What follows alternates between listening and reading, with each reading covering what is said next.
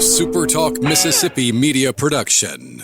You're listening to Sports Talk Mississippi On Demand, presented by Pearl River Resort. Escape to Choctaw, Mississippi and enjoy world-class gaming, the Dancing Rabbit Golf Club, and Geyser Falls Water Park. Escape to Pearl River Resort.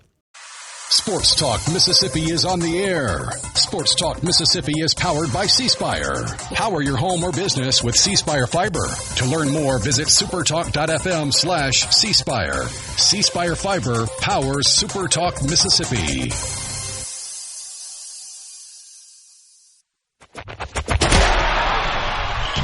To the junction, in the Grove, and to the top. This is Sports Talk Mississippi. On your radio and in the game. Right here on Super Talk Mississippi.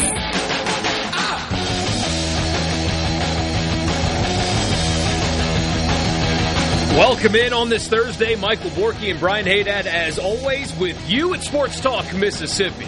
Really glad that you guys are with us. And we got a lot to get to. Basketball? We get to talk about a basketball win. That's, a refreshing change around here. We don't get that too often. So we'll look at what happened in hoops last night. Also a schedule change. No surprise. Not a venue change. Well, a venue flip-flop. We'll tell you about that coming up here in just a little while. We're going to ask legal questions from our friend Ben Portnoy of the Sports Business Journal. He covers the legal side of sports, and I had no idea he was a lawyer. Yeah. As he is my handsome young son, I don't remember paying for law school. Yeah, because there's it will be a high-profile court case in college sports anyway, being handled in Pittsboro, Mississippi, which, by the way, somebody in the replies, I cut the video of us talking about that and put that online. Yeah. And somebody in the replies asked Grok to tell him what the town is. It's like, it's in the first 30 seconds of the video. Are we that lazy? Yes. Where we can't click play on a video for the information that we asked Twitter's AI to tell us? Yes. Really? 100%. Anyway, so we'll get that. Also, there's a new layer to the tampering stuff. We will get to that as well on this Thursday. Glad you're with us. Just want to say with this whole, we're going to spoil it a little bit here, but with this whole Ole Miss Vanderbilt thing, and I came up with this whole idea of playing the game and starting blah, blah, blah. If you just told me that Vanderbilt was one of the teams Ole Miss was playing twice this year, we could have easily solved this yesterday without anything else. I didn't know that part of the equation. So I just want to point that out. I'm trying to come up with all these ideas and everything. And wait, they play them later in Nashville? Just switch it. Okay. Moving on. We are here in the Pearl River Resort. I've been frustrated about that all night. I was like, wait a minute. Borkey could have just told me they're playing in Nashville. Well, I didn't know that. How do you not know their schedule? Because they decided today. No. No. Like down the road? You didn't know, you knew that they were playing Vandy twice this year. Yeah. That would have been good information to have. I liked our creative ideas better, though. I liked that better. That would have been good information. I liked that better. Oh, goodness. I like the Pearl River Resort where I can get away and not have to put up with Michael Borkey's shenanigans if I don't want to. But hey. Shenanigans? Like the place with the mozzarella sticks. Yeah. Anyway, Pearl River Resort, pearlriverresort.com. You can book your stay. You can book your shows. You can book your reservations at all their fine restaurants. You can do it all at pearlriverresort.com. C-Spire text line open to you at 601-879-4395. In sports and business, having the right team behind you matters. Partner with C-Spire today for business solutions from dedicated certified IT engineers. Learn more at cspire.com. C-Spire, inspired by you. We don't have to spend any time on this. It's just shocker. The SCORE Act, which is supposed to save college sports, the bill in Congress, they're at an impasse. It's not going to go anywhere. Imagine that. I can't believe it that spending 6 years of lobbying Congress has not gotten us anywhere. I'm a nobody. Like, in the grand scheme of things, I am a nobody. I appreciate you guys listening to my opinions. I ran into, when I was winter storm prepping at the Madison Walmart, hey, Dad, it was like 9:45 Thursday night of last week. 4 different listeners of Sports Talk Mississippi stopped me in the Madison Walmart. I really appreciate you guys, and thank you. I'm a nobody, though. Mm-hmm. How many times have I said, I don't understand why otherwise intelligent people are thinking that Congress is going to help college sports? At what point do they look at what's going on and say, you know what? We can't trust them anymore. I don't get it. Think about how many degrees the commissioner of the SEC and the Big Ten. I've been trusting Congress for most of my life. My whole life. They can't do Congress stuff right. But again, Greg Sankey will stand behind the podium at media days and, we need Congress to act. Okay, buddy, thank you. That's working out really well for you right now. Appreciate that. So, yeah, that's dead. Imagine that. No surprise. No surprise at all. Not surprising that Mississippi State went to Baton Rouge and won, but, I mean, look, LSU's stinky, but who cares? Mississippi State played good basketball last night, and that is something. That's the main takeaway from that is that was a really well-played game by Mississippi State. They shot the ball well. They played good defense. They totally dominated the game. I made the comment it'll be on tomorrow's Thunder and Lightning podcast. That might be the first sporting event Mississippi State fans have been able to enjoy beginning to end with zero stress, and State beat Northern Illinois at the end of September in football. I mean, it's just they were never in doubt. They led by double digits most of the game. They led by as many as 27. They got balanced scoring. Quincy Ballard finally decided to show up and look like the player Mississippi State thought they were getting when they signed him out of the transfer portal. They were able to overcome the fact that Hubbard and Epps did not play particularly well, and they're just in a funk right now. There's no getting around that. Neither one of those guys is shooting the ball well. King Grace was great off the bench for Mississippi State. Sean Jones had a good night. You can't. Makara had a great night for him. He had a double-double. Just a really good win. It's crazy that's a quad one win as it stands right now, but as LSU continues to lose, and they will, that will drop a little bit. Matt McMahon's his time is running short on the Bayou right now. Not a whole lot of time left for him. But yeah. They went on the road. They got a win. They've tied his hands behind his back financially, but they won't admit that, but they've tied his hands behind his back. How many hospitals are down there? They could figure something out. So for State, good win. They go to Missouri. Missouri is not a great team. That's a winnable game. They have a game coming up in a few weeks with South Carolina. That's a winnable game.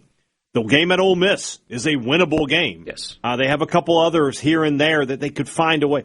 So, again, the NCAA tournament, that's come and gone. The NIT is probably out of reach, too, to be honest with you. But can they at least be respectable the rest of the way? That possibility exists. If they can play that well and somehow get Hubbard going again, then they could be a tough out here and there. The shooting splits 51-48 and then 70. The 70 is not a good number on the free throw line, but when you shoot 51-48, you're going to win. You shoot 48% from three, you're going to win most of your games. Yeah. And then you think about the first half. I think LSU at the break was shooting 30%, 29%. They shot much better in the second half, but I mean, State just put them down in the first half. They trailed by. It was 44-17 before LSU went on a quick little I think a 6-0 run at the end of the first half to cut the lead to 20-22. That's just the best they've played all year. Really was. I think the second best game they've played was the Oklahoma game here, and even in that game, it was tied at the half. State just really turned up the defense in the second half. But this one, they just controlled it throughout. And Chris Jans never lost to LSU. 6-0. Wow. Against Matt McMahon. So that ends the 5-game losing streak. And you said it, though. I mean, especially if you go to Missouri Saturday, not an easy place to play. It's never easy on the road in college basketball to win games. But if you somehow win that game, you turn around and host Arkansas a week later. You're 4-5. You're 4-5 hosting on Saturday. A ranked Arkansas team at home on a Saturday. There should be some juice into that one. A little juice in that, and just try to figure it out the best. Again, if State finishes with 6 or 7 conference wins, considering where they were coming into conference play, I mean, I feel like they did about the best they could have in this situation. They aren't a tournament team. They missed on those evaluations. It's cost them. You'll reset next year, but just finishing with some dignity will go a long way to whatever heat Jans is feeling. And the heat is more from fans. It's certainly not from the administration. No. But whatever he's feeling, if they finish with 6 or 7 conference wins, I mean, it's crazy to think that 7 conference wins, right? They went 8-10 last year and went to the NCAA tournament. So it's just the way they played in the non-conference really tanked this season. And that is, if you're looking for something to hold on to right now, it's that sleepy environment. Yeah. You've lost 5 in a row, bad team. Mentally, they could have very easily checked out and played like crap last night. Like that was a result that would not have surprised, in the grand scheme of things, wouldn't surprise you if a team that's lost 5 in a row went on the road against a bad team and just kind of kicked the ball around, right? And didn't play well and didn't shoot well and gave poor effort. They didn't do that. So clearly, they're still buying into the message that is being sold to them. And I think that's an encouraging thing, too, that when you've got a team that's in a funk and they're still, engaged mentally, that matters. And you might be rolling your eyes at that, but I do think that does matter.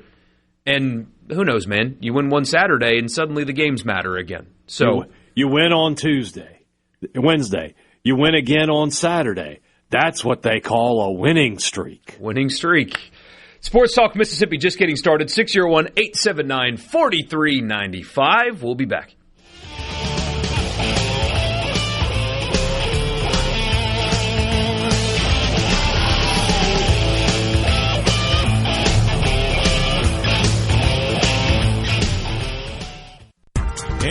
This is Sports Talk Mississippi, right here on SuperTalk.fm, the SuperTalk Mississippi app, and always live on your local SuperTalk Mississippi radio station.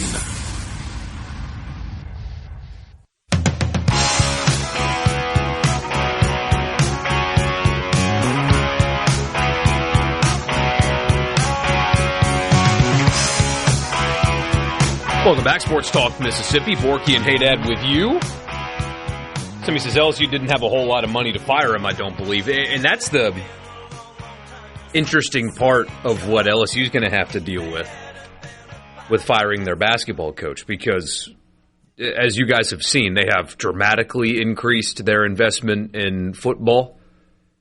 The roster is going to be 2 times more expensive than last year's roster. Possibly more. Obviously paying the head coach and his staff a lot more. They are at the top or near the top of investment in baseball.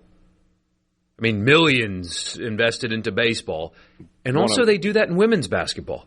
They have a lot invested into that for sure. So do you have the capital or do you want to use the capital? You can't let men's basketball die on the vine, though. You can't. But do they have the ability to? Because men's basketball is expensive as you know what, too. Call Shaq. Be like, we need this. Isn't he in some legal situations? I hope not, but I don't know. So it's always because he's been running from a subpoena, right? I have no idea. I don't know. It's about like a crypto thing that he. Oh God! Yeah, Shaq coin. I think he's been running from the. Invest in Shaq coin now. Would you like to invest in Shaq coin? I think that's true. Couch that as allegedly until I know for sure. I always come back to this, that 4 years ago, State, LSU, Florida, all looking for a basketball coach. And there was this trio of guys, right? Matt McMahon, Chris Jans, Todd Golden. And it was pretty well known that each of the schools was going to get one of them. And it was who was going to get who. And then we could come back and look. Obviously, Golden has been the top guy, right? Won a national title last year. Jans, prior to this year, 3 tournament appearances, doing great. McMahon hasn't sniffed anything since he got there. And I know year 1 was tough for him because he had to completely rebuild. That whole team bailed on him after Will Wade left. But here we are 4 years later, and they are still not good. So, yeah, I just can't see LSU. LSU is a school that has a proud basketball tradition. A couple Final Fours, Pete Maravich, Shaq, Chris Jackson, all those guys.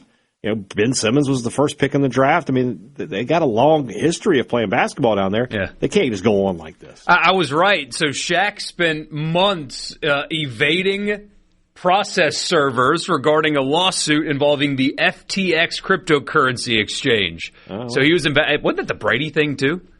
I have no idea. But I try to stay as far away from any crypto-related stuff as I possibly can. Lawyers claimed he hid at his house and in the TNT studios in Atlanta. Charles, I'm not going outside, Charles. No. Let me get you behind you, Charles. Charles, get the... No. Kenny. Apparently, they threw papers at his car once, and he was finally served in May of 2023 at an NBA playoff game. They finally got him. That's funny. Still, speaking of the NBA on TNT, or inside the NBA with those two guys, the best clip, it shows up in my algorithm all the time, is when Barkley says, I have 2 words for you. Steve Nash, I forget the other player. Yeah. Must-see TV. Oh, it was Dwight Howard. Yeah, Steve Nash, Dwight Howard, must-see TV. Yeah. And the guys on the desk are like, that's more than 2 words, Charles. Well. I don't like to talk about the Steve Nash, Dwight Howard days. Oh, man. 601-879-4395. Chris Paul and Steve Nash, must-see TV. Oh, okay. I got 2 words for you. I love Charles Barkley so much, man. Elsewhere last night, yeah, South Carolina lost by, we'll call it 50. It's actually 47. It's 47. But they lost by 50 on their home floor last night. Last night, Florida. Our friend Andrew Abity used to cover the Golden Eagles. Now he covers Florida. He tweeted something, and I'm just kind of looking at Twitter, and he says, blah, blah, blah, timeout on the floor, 81-39. And I just tweeted at him, I hope that was a typo. And then I realized that it was not. Not a typo. 95-48 is the final score. South Carolina, there's another coach who's going to be getting the boot, is Lamont Paris. Had the one good year, but goodness gracious, they've been the worst team in the conference by a whopping large margin ever since he got there. It's my favorite line. Every South Carolina fan that was in the arena when the clock hit 0 in the second half should have been handed a brand new bank crisp $100 bill on the way out of the arena. If you watch the highlights, they're bailing early in the first half. They're just like, the student section left in the first half of the game. It's like that Seinfeld gif, and he's just like, I'm out. I can't. I cannot. So what do you say to your team in the locker room after the game? What do you say to them? What's funny is last year they were this bad, and they had a dang first-round pick on the team. I mean, in basketball, if you have a first-round pick, you should be good. You should at least be in the tournament. And they're not even that. And now this year, they're just putrid bad. So you got that game. Tennessee and Georgia in a barn burner. Vols win by 1. I think that was on the road as well. Yeah, Georgia, 2 overtime games where they lose by 1. That's tough. That's tough. Auburn had to come from behind to win, but they get the win over Texas, 88-82. Some high-scoring games yesterday. So State, Auburn, Texas, Georgia, Tennessee, and Florida all above 80 points yesterday. 80 points or above, I should say. I am concerned that Auburn is hitting a stride a little bit. They're trying to hit a little stride. I don't like it. Look, year one of the new coach, I mean, they still had all the players, right? It's what year 2 and year 3 look like. Are you listening, Ole Miss fans? It's about down the road. You are just wish casting so bad on the Ole Miss football program. I'm just talking out loud. So, yeah, I mean, they were always going to hit a little bit of a stride at some point, but I also feel like there will come some games where not having Bruce Pearl will cost them down the road, especially when we get into the February, March games. I got on a fake report about Bruce Pearl taking over operations in Minnesota. I saw that and I was like, no coast? It's like there's no. Hey, I didn't have that self-reflection of, wait a minute, Michael, don't even. I had to think about it for a couple of minutes before I was like, because I know he's going to get into politics. He's going. You didn't retweet it or anything. No, I didn't do that. But I didn't immediately dismiss it in my brain. It was just like, oh, come on. Really? Was it on Facebook? Was there an AI picture to go with it? Bruce Pearl like pointing at something? Yeah. Okay. It was Twitter. It's even worse. That is even worse. Now you got me wanting to look for it here. Hold on. Bruce Pearl, let me see if I can just find it. 601-879-4395. Larry tweeted this. I mean, come on, man. What are we doing here?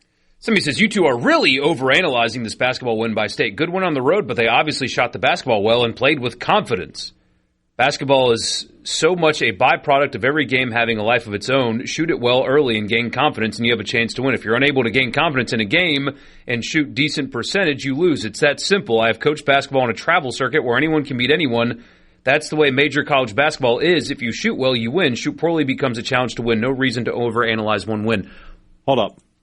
We're being accused of overanalyzing something when the guy just sent us a 100-word text. Saying if you shoot well, you win. If you don't, you don't. He sent us a text that got broken into 4 parts. 5. And we're overanalyzing. But are what? we? They played well. They shot well. If they do it Saturday, most of this segment has been about LSU's job, the coaches that were hired at that time. We've moved on to the other scores around the league. We gave it the appropriate amount of time. You've done this thing, by the way. Now you've sucked me into it, where you read the negative tweet text, and I have to feel like I have to comment. But you don't have to. I'm just we didn't overanalyze anything. They played well. They shot well. If they do that Saturday and they win, you start thinking about the season differently. Yeah. Simple as that. Somebody says, let's talk about tampering after the break. Avoiding bad Ole Miss PR is a daily thing. Buddy, we have talked about the Clemson thing probably too much, and we're going to spend the entire 5 o'clock hour on it today. We're not avoiding it. We're going to spend the hour that has the most listeners talking about it. That's what we're going to do. And I made that decision. I decided to use that for the college football fix. Other basketball story, by the way, we mentioned it earlier, but Ole Miss and Vanderbilt just going to flip-flop. That's what they decided to do. We talked a little bit about maybe they play in a different venue, something like that. They have decided to just play the game that was supposed to be in Nashville on Saturday and the game that was supposed to be in Oxford when they were supposed to go to Nashville. I explained that terribly, but I think you guys get it. Unfortunately, though, Ole Miss is losing a Saturday game because Vanderbilt's trip to Oxford will now be on a Tuesday or a Wednesday. They will decide that later, but it will not be a Saturday game. So they're losing a Saturday game, which is unfortunate for crowd and stuff like that, as you guys know. Sports Talk Mississippi, Pearl River Resort Studio. We'll be back.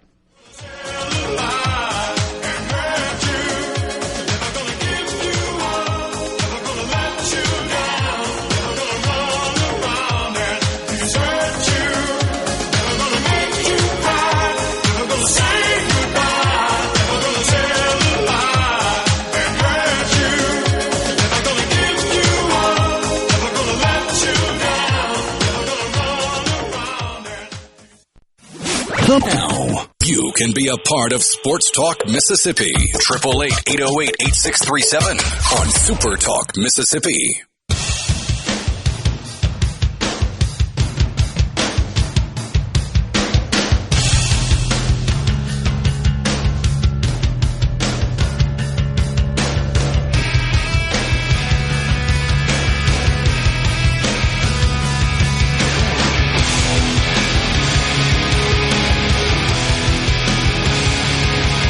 Little known fact, this song was written about Michael Borkey. That's right.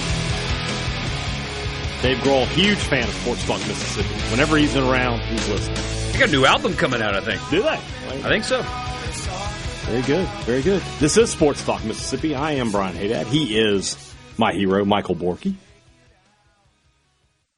What we got here? So, first off, Sports Talk Mississippi is brought to you in part by our good friends over at AgriGold. That's right.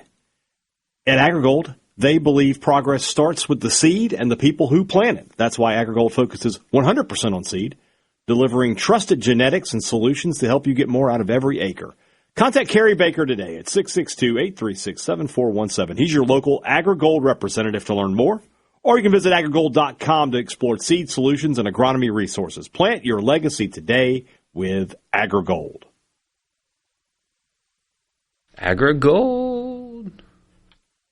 I don't know about that one. Let's leave the jingle writing to others. Like the guy from 2.5 Men. Yes. Yeah, that guy. So, you have college baseball conference championship odds in the SEC. Who is most likely to win the league? You want to guess who's last? Not much of a guess. Missouri at plus 10,000 to win the SEC. That's not even a value bet. No. They should give you $1 million to 1 on Missouri. This saddens me, to be honest with you. This saddens me to see South Carolina second to last in the SEC and winning the conference odds. What a shame that program has become. I bet that number has gone down since these odds were published because they're probable Friday night starters out for the season. I mean, a once proud program, great baseball tradition. Mm-hmm. I mean, gone. They're just an afterthought, completely, just totally irrelevant in the college baseball space. And I mean, a guy from my high school scored the last run in the old Rosenblatt Stadium, the last run ever scored in that stadium, and then the first one scored in the new stadium for South Carolina. And now they're nothing. Oklahoma at plus 2,800. Kentucky at plus 2,500. By the way, just so you point that out, huge gap between the 15th team, South Carolina, and the 14th team. 2,800 for Oklahoma, 6,500 for South Carolina. In this group of 4, if you're looking for value, buddy, I've got value for you. Texas A&M, Florida, Alabama, and Ole Miss at plus 2,000 to win the SEC. Those are talented teams. All 4 of those teams are equipped personnel-wise to win the league. I'm not saying they're going to, They could. but they can do it. Agreed. And if you're getting plus 2,000 odds, yeah, buddy. Really good. Slap $10 down on there. Yeah. On all 4 of them. Yeah. Why not? Auburn at plus 1,700. Speaking of value, it's great value too. Mississippi State has the 7th best odds to win the SEC at plus 1,100. If you're wondering why Mississippi State is the 7th team, the teams they have 1 through 6, State plays all of them. Ugh. And how many of these are on the road? Only 2 of those series are on the road, though. 4 of them at home. But there you go. Texas is plus 1,000, Vandy plus 900, Tennessee plus 600. I got to be honest with you. I mean, without Vitello, I don't know how you put them there, but that's fine. A lot of talent, just really talented. Arkansas team. plus 500, that's probably the safest bet. Georgia plus 450. This is 2 days in a row now where we've seen people who are super high on Georgia.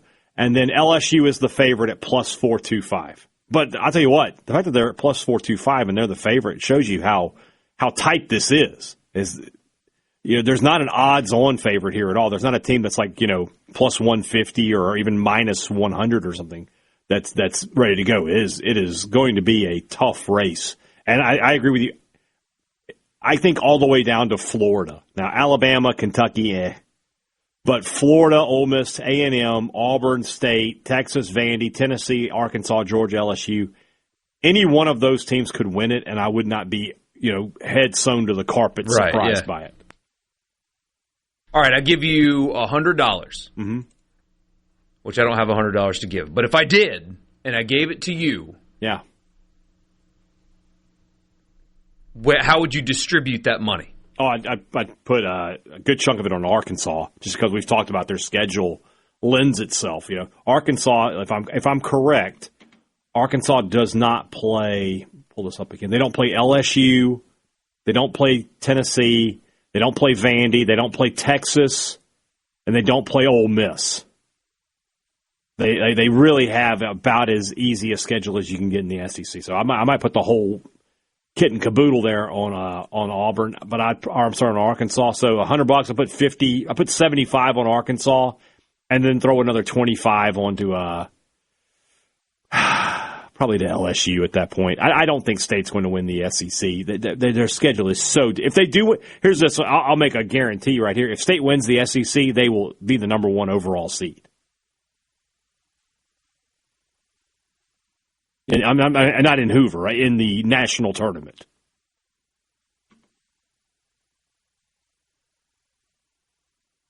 I have to address this text quickly. Somebody says, unless the Ole Miss football schedule changed recently, we do not play Vanderbilt twice. The first game is in Nashville, but we play Louisville.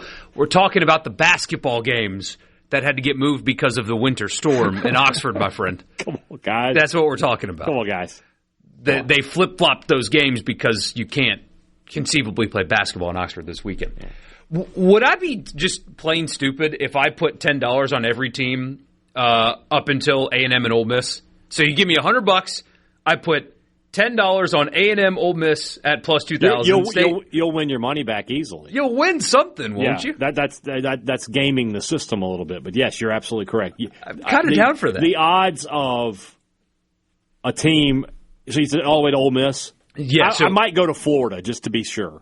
Because Florida could do it. Just add an extra $10 on there. I don't think Alabama, Kentucky, Oklahoma, or South Carolina, or whatchamacallit are winning. So if $10, if LSU wins, you win $42.50. So you don't make your money back, but if State wins, you make your money back. If Texas A&M wins, you make your money back. So yeah. Yeah, I kind of don't hate that strategy. The people at the sportsbook at Timeout Lounge are like, well, they'll take your money. They won on that deal. Especially if LSU or Georgia, if one of the less than 1,000 teams wins. But the person taking your slip will also look at you like, are you okay? Well, first of all, you're getting 10 slips here. Yeah, like $10 bets. Quick, like, call this guy a room. We need him to stick around. Why are you betting all this? Oh, my friend coaches baseball at Alabama. Yeah, quick, let me get on the phone. You Brad? said Coach Bohannon? We used to do a thing called Dumb Criminal News on this show. Well, that took the cake right there. All time. I mean, if you guys don't remember the story, how Alabama's baseball coach got caught tipping a bettor at a sports book. The bettor at the sports book, allegedly, was on the phone with Alabama's baseball coach who was about to scratch his starting pitcher for the night. He was at a sports book in Cincinnati, Ohio, that is literally inside of the Reds stadium. No hypocrisy there, as Pete Rose does not belong in the Hall of Fame according to baseball. But anyway, and the bettor was on the phone talking out loud with Alabama's coach about how he's going to scratch his pitcher but hasn't told anybody yet. Mm-hmm. He goes to the counter to place a six-figure bet, which never happens in college baseball games. Like, that's already red flag raising anyway. Yeah. But the guy was so happy about his inside information, he told the person, allegedly, at the desk that he had special information that led him to make that bet, because apparently the person at the desk was like, did you say what?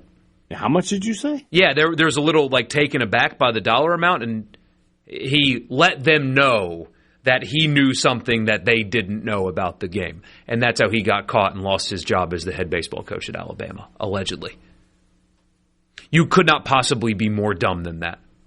There are people that are equally as dumb. You can't be more dumb than that, though. Agreed. And they were humming. Still playing well right now as well. Alabama baseball's they have become a viable baseball program now. They invested heavily in their stadium.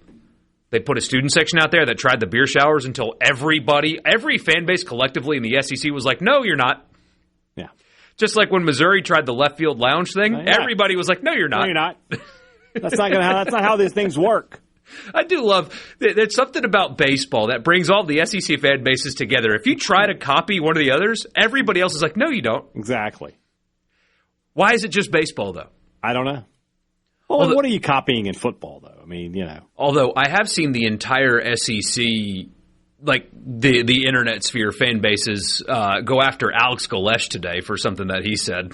Well, we'll talk about that in the 5 o'clock hour. Talk about that in the 5 o'clock hour, but that was the first time I've seen a unified SEC ecosystem against one team in a while, to be honest with you, because Alex Galesh is, Yeah, I do know. Doing his thing. Sports Talk Mississippi. We'll be back in the Pearl River Resort studio.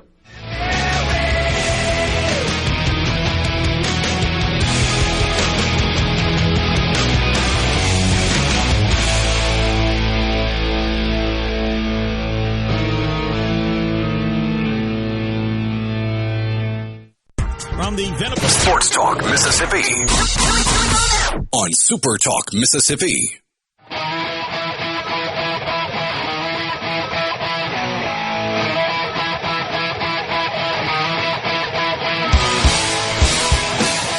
Borkey and Hadad with you, Sports Talk Mississippi. We don't get everything right. Sometimes we have opinions that are off base or whatever. We are human beings after all. We have to talk not only 3 hours a day on this show, we each also have to do podcasts. You know, we don't bat 1,000 on opinions and takes and stuff like that. What did you screw up now? Not me. What did I screw up? I preface that because not everybody bats 1,000, but this individual in particular has been down a path of no return, and this is just an example of what sports media has become. Okay. Did you see what Emmanuel Acho said today? This guy, one of the worst takesmen out there right now. So he works for Fox. He played in the NFL, got a cup of coffee in the NFL. People, I don't like this part of it. People are like mocking him for not playing long in the NFL. The dude played in the NFL. I mean, that's really good. That's not, even though he had 22 tackles in his entire career, and people are like, he wasn't even good.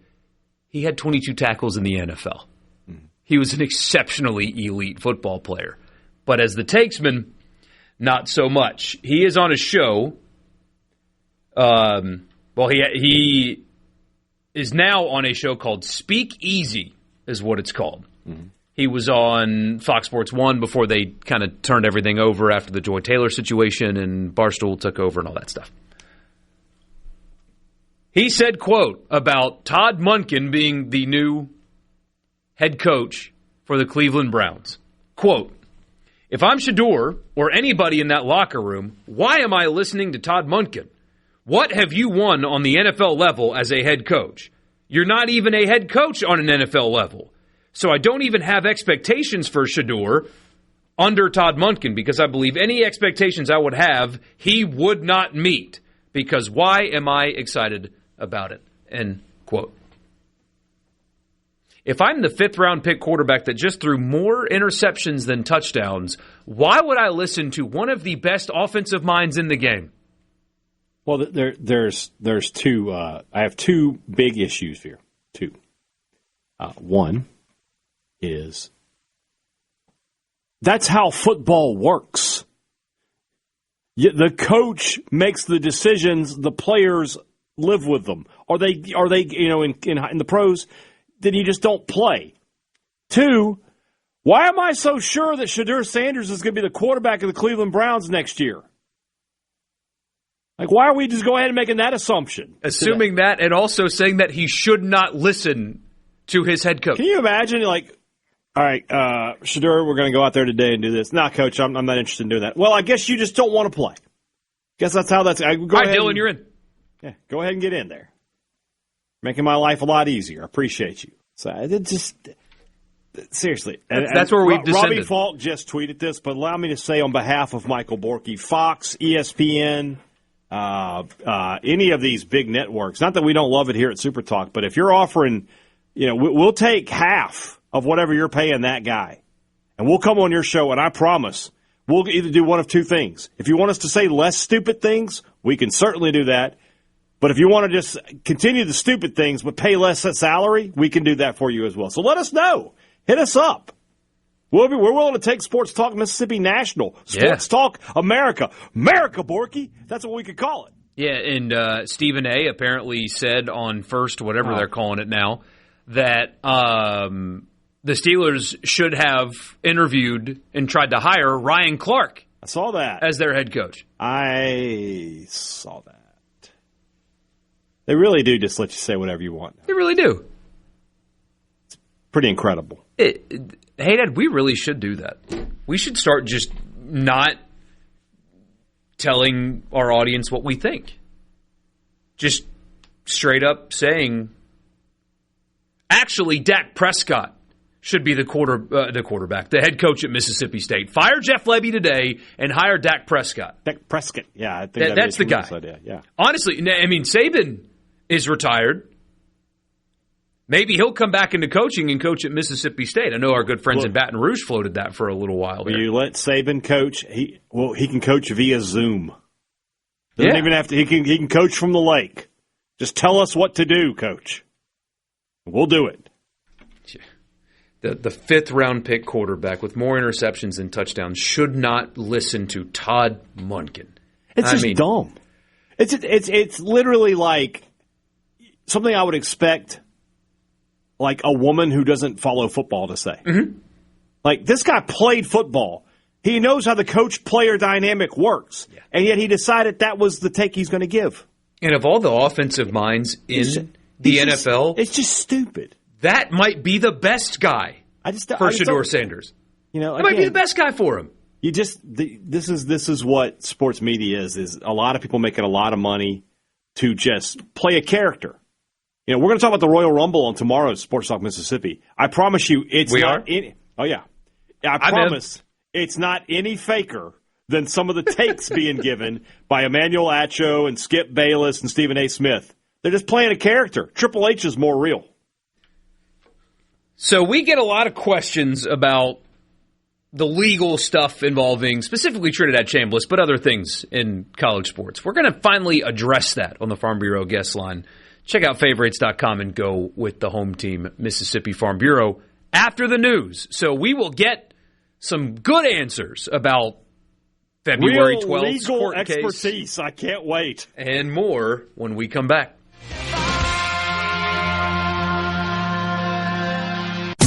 Back to Sports Talk Mississippi. It doesn't get any better than this. On Super Talk Mississippi.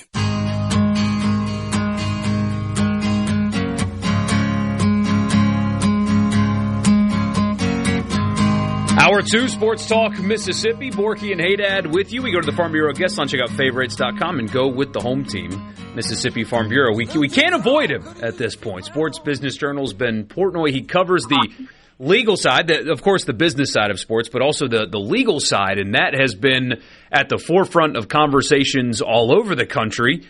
You had the Mensa situation trying to leave Duke for Miami, but he had a contract. You had the Damon Williams situation, same thing, tried to leave Washington, had a contract, and so on and so forth. But as we've talked about right here in Mississippi, in a town of fewer than 200 people, the fate of Trinidad Chambliss is going to be decided against the NCAA. Ben, are you interested in this case? I mean, obviously it's your job, but do you have a special interest in what happens with Trinidad here in Mississippi? Excuse me. Yeah, no, it's funny. I feel like I always have to provide the caveat these days that, like, despite playing a lawyer on television, I am not, in fact, a lawyer.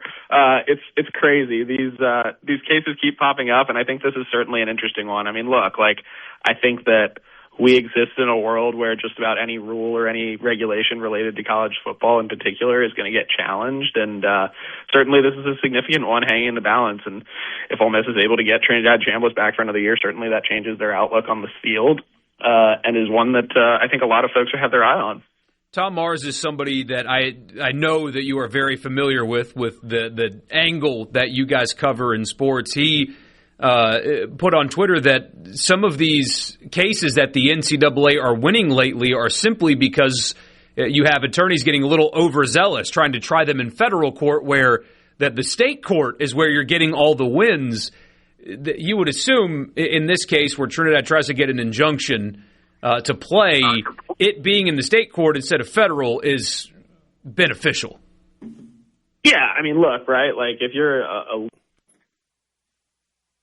you're going to law school, it's not really rocket science to say, hey, you're probably going to get a better home field advantage if you find a judge in your home state or in your home sort of district compared to a federal court. I mean, look at what's happening with Alabama and the Charles Bediako situation, right? Like they found a judge that was in theory maybe a little more favorable to their position, and he's been able to play. And so I think, you know, the folks involved in this case certainly feel similarly. Now, that doesn't guarantee the outcome, and I think, you know, you make a good point, right? Like the NCAA has won a lot of these eligibility cases of late. I think that, you know, despite what the NCAA gets ragged on for, and certainly there's plenty of things that you know, there's deserved criticism, but I do think that most people largely, whether that's in college sports or, you know, around it legally or whatever, would agree that, like, generally speaking, like, kids who are playing college athletics should be roughly around, you know, 18 to 22, give or take. Now, that is not always the case, and certainly the Trinidad case is a little bit different than, say, like the Bediako case or others, but I do think it is the reason that the NCAA is winning a lot of these cases is because I do think there is some, just frankly, like logic involved of like, hey, college sports are for kids that are roughly this age range of when you are in college, and at some point your eligibility runs out. And so that's kind of why you're seeing that right now. But to your actual question, yes, I think that is why, you would hope that, you would get a favorable judgment from a judge sort of in your backyard, so to speak. When I think about the NCAA and the way these legal things happen, I feel like they're always operating sort of if-then, right? If we do this, then this is going to happen. What is the then here? What happens if they grant this waiver? What are they afraid might come of it and could be the possible problem with allowing this? I think there's a couple of things. Now, I will say this much. Like, I think the Chambliss case is a little more narrow than, say, like the Bediako case, for example. And for those who aren't familiar, it's an Alabama basketball player who basically went through the draft process, had a two-way contract, left Alabama after having played college basketball for 2 years. He's now gotten an injunction to come back to Alabama after being gone for, I think, 3 years now. That's a very different situation than what that has widespread ramifications of, like, hey, are there guys who have been out of college for left after a year, didn't make it after 3 years in the G League, and then want to come back and play college ball? Like, that's a separate, more wide-reaching ruling, right? Whereas I think the Chambliss case is a little bit more unique and a little bit more, sort of narrower in that it's really probably only affecting one player on some level. Now, I think there's an interesting dynamic of like the waiver process and the NCAA waiver process and all of that. And I think, it's interesting, right? Like, I think, look, a lot of this is on some level charged with hypocrisy, right? Like, that's a lot of college sports these days. And, you go back a few years, it's really interesting. And I use this example a lot, and I've had this conversation with, a number of administrators about this sort of same thing of like, you go back, this is probably 4 years ago now, 3 years ago. But, one of the biggest proponents of sort of granting less waivers and saying to people, hey, at some point kids got to graduate or they need to get an extra year of eligibility, like they don't need that, whatever. One of the big people who was the biggest proponent of getting rid of this waiver process was Mack Brown. Well, when Mack Brown was at UNC. Well, the second that Mack Brown had a player who was, affected by this, a wide receiver a couple of years ago who transferred in from Kent State and was held out for, I think, 4 games or something to that effect. Mack was ready to burn down the NCAA. So I think there's a lot of, I think it's an interesting dynamic, not so much as far as like the widespread ramifications of like if Trinidad Chambliss is declared eligible, right? Like certainly that has an impact on the SEC football season and on Ole Miss's team and all of those things. And locally it's going to have a big impact, certainly. And his ability to generate the money that he might be due, should he come back to Ole Miss. But I do think like it is an interesting dynamic as far as like sort of the selective application of a lot of these rules that have been written. And I think that, look, like Ole Miss is certainly not alone in this. There's a lot of schools that are operating this way. And I think most people are operating this way because that's just how you have to deal with the world that it is right now. But it ties back to an interesting dynamic of like, what rules do people want applied and what rules are people willing to skirt? And I think the answer is there's no real answer. Another crux in the Trinidad case, too, is how Division II reports medical redshirt stuff versus how the FBS does it. And they're different, and the requirements are different. And so Ferris State didn't document his medical issues because that's not what they do at the Division II level in the same way. Why is that not being discussed more, or is that being discussed at the NCAA level where it's, guys, we need to look at that because why is Division II treating medical situations with players different than the FBS? Because if they weren't, they wouldn't be in the situation that they're currently in, facing yet another lawsuit. No, it's a good question. I mean, look, there's obviously inconsistencies, and that's not never anything you want across a widespread giant organization like the NCAA in how they operate. Now, look, some of this is just operating a large organization like this. There's going to be things that are inconsistent, and that's just how it is. Now, obviously, it comes up in a situation like this where it becomes a sort of focused piece of this suit and this challenge to eligibility and all of that. But I think you're right. Like, I think there's a real question of like, it doesn't make a ton of sense that the reason that, a medical red shirt is qualified differently or is, kept differently or updated differently at the Division II level versus the Division I level. I think that is totally fair to say. Like, those are things that should be consistent across the board. And I think that most people would agree with that. So when we've looked at this case and what the NCAA is doing, it feels like they're awfully confident And that's kind of rare for the NCAA, considering their track record in some of these court proceedings. Why is the NCAA so confident that they are in the right on this one? I think it ties back a little bit of what I was saying before, right, is that, the NCAA has actually had some success winning these cases. Now, again, to your point, and I think that this is right, is that, a lot of those cases and those wins have come in federal court. But, I sat down with Charlie Baker, president of the NCAA, probably about 2.5 weeks ago, and I think he said that the NCAA had won somewhere around 2/3 of these cases. It might have been even a little bit more than that.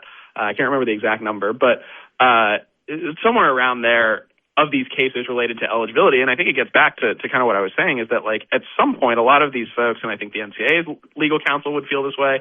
I think that, a lot of people around college sports and a lot of, frankly, judges feel this way, is that, kids playing college sports should essentially be of college age. Now, a little bit different situation here. Certainly this has more to do with, the filings of medical records, and there's a little bit more nuance to the Trinidad Chambliss situation. I think it's a little more complicated. It's a little different than, again, some of the basketball cases we're seeing and things like that. But I do think it is really interesting of, the NCAA has, again, they've won some cases in this situation, and I think it's not crazy to imagine that they would win again. Now, again, there's things that you can do. For example, Ole Miss taking this to state court and Tom Mars and Chambliss's sort of legal counsel taking this to a state court instead of a federal court. There's a strategy around all of this, right? There's a real strategy to that. But I do think that the NCAA is not completely crazy to feel as confident as they do, given the sort of recent track record that they have had in such cases. In 30 seconds, because that's all we got, can the NCAA enforce tampering if it gets taken to court?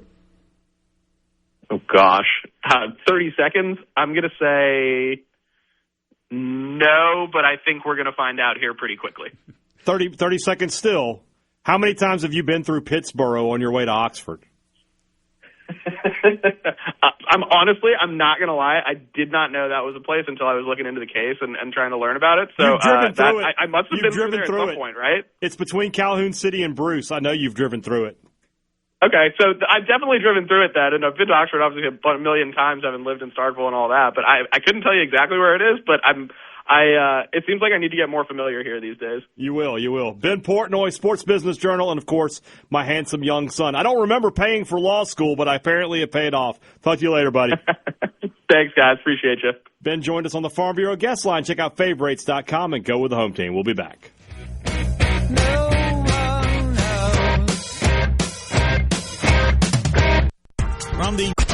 If it's sports in Mississippi, you'll hear about it here. Sports Talk Mississippi. You like this show, huh? Yeah! Super Talk Mississippi.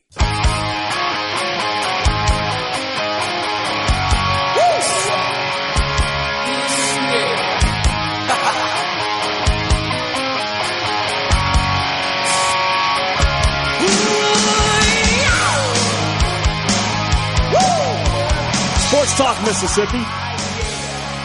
If you just missed our interview with Ben Portnoy from the Sports Business Journal regarding the Trinidad Chambliss case, I certainly suggest you check it out on our podcast, the Sports Talk Mississippi podcast, available everywhere podcasts are found, except for Spotify, because the Swedes hate us.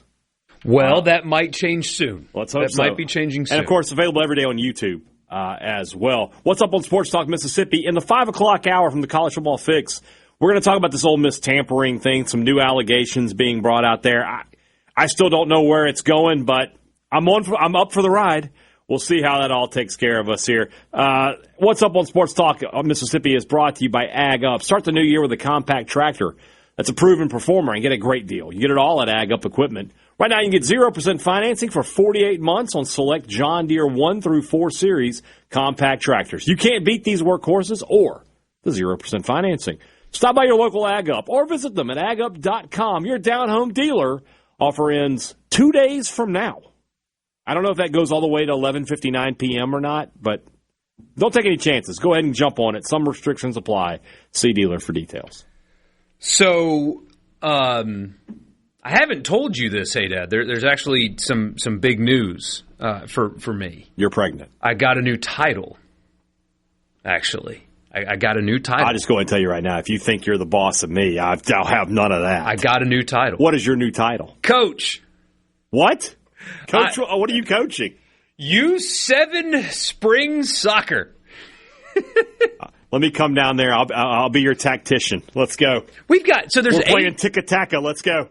There's 8 games in the season. One of them's in the month, only one in the month of March because of spring break and stuff.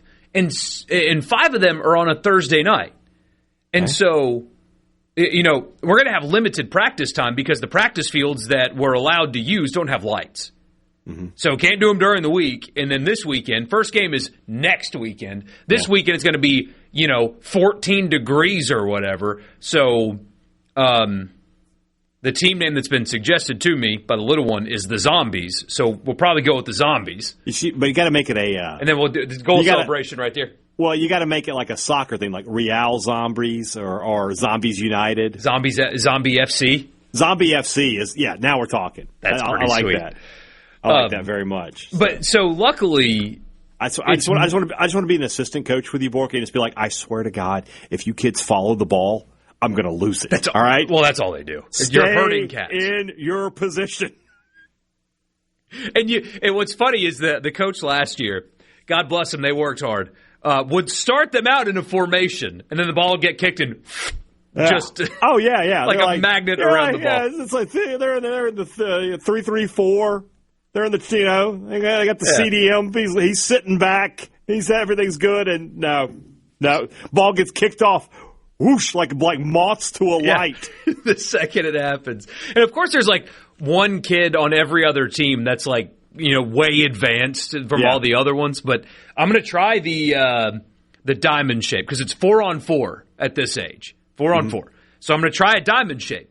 Just one defender, 2 wings, 1 forward, and try to keep them in shape as best I can. Keep your lines. If you stay in shape, you're winning at this level. That's all you got to do.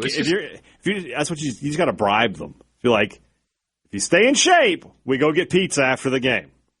My treat. But you'll see those snacks over there. Yeah, the snacks are for people who stay in their position. Yeah, Corey's mom brought Oreos this week, boys. You're a midfielder. If I see you out on the wing, you better have a reason. What are you doing in the box? You're a center half. I like this. I can't wait. I'm going to obviously chronicle our team record, but I'm concerned about the lack of practice time that we're going to get in going into the first game. Mm-hmm. There's just not the opportunities for that. Luckily, it's mostly the same team from last year. Mm-hmm. So maybe that'll help. They got experience. They're an experienced team. But our record wasn't great now. Well, so that's why I'm stepping in to save the... There you go. To save the squad. You need to like look at some of the better soccer coaches out there. The Pep Guardiolas and the Luis Enrique's, and just see how they dress. I want to see you on the sidelines, like white button down with black pants, half shaved, a couple buttons down. I really should one day. I mean, just full on European soccer coach. Are you going to put on a suit just like Don Carlo?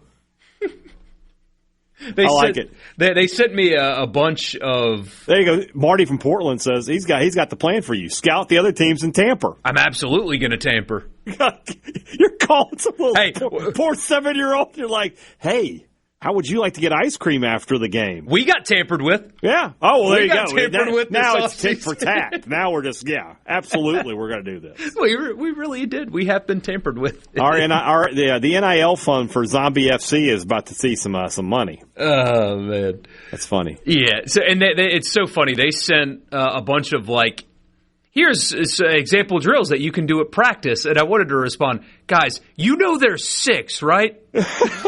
Drills.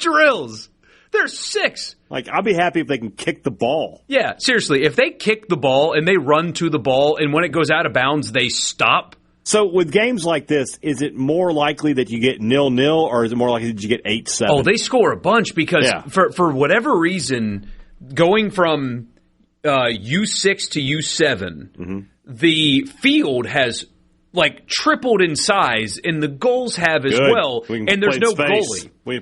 There's no goalie. There's no goalie, not until next year. Wait a minute. Yeah, there's no goalie, so they're scoring. This isn't even the same sport. We had a game that was 12-8. I mean, they're just now that I can't get behind. If you have a window, just pull the trigger. It's going to go in. Yeah. I mean, it's a huge goal in a huge field. So, yeah, a lot of scoring. Next year's when they add the goalie in. I don't know how I feel about that. Don't contact via roadblocks. Yeah, we're going to hop on Minecraft and build our roster that way, boys. Who's playing FNAF? See, if my team's not good, how do I mean, is it, I guess the kids aren't playing Fortnite. Yeah.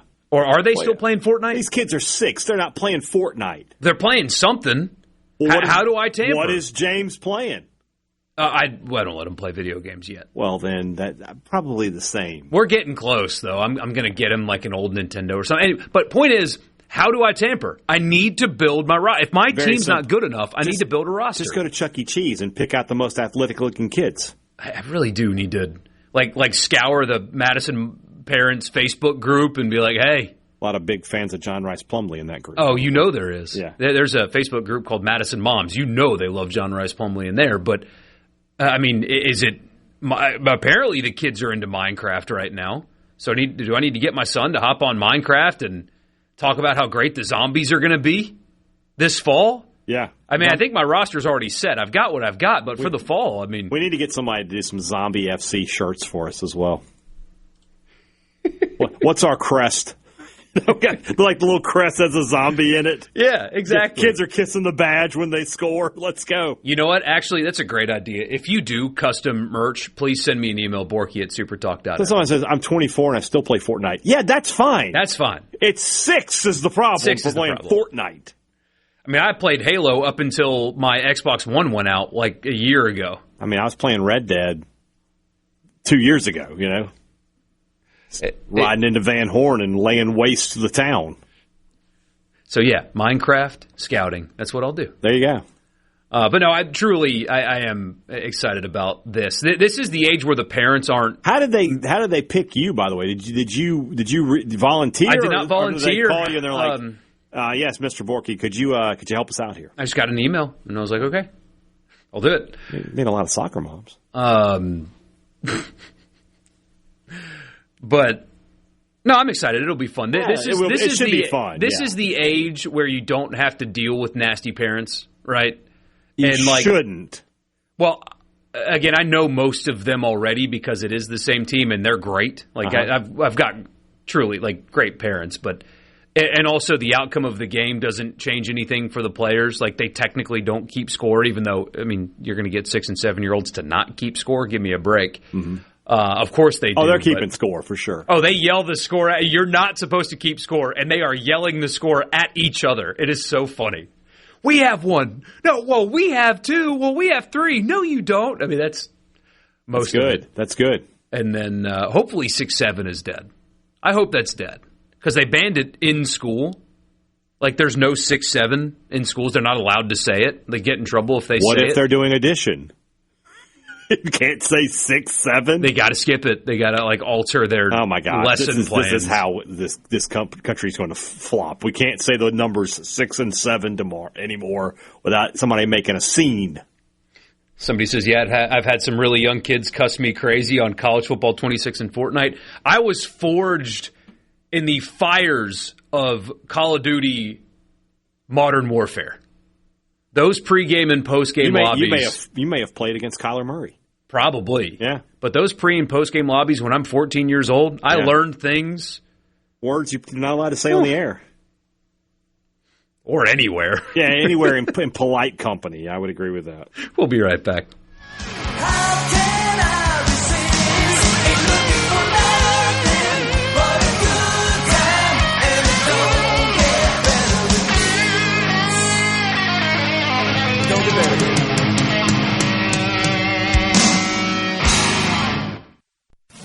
What we're going to do right here is go back. And now back to the sports. This is Sports Talk Mississippi. So let's get rolling on Super Talk Mississippi.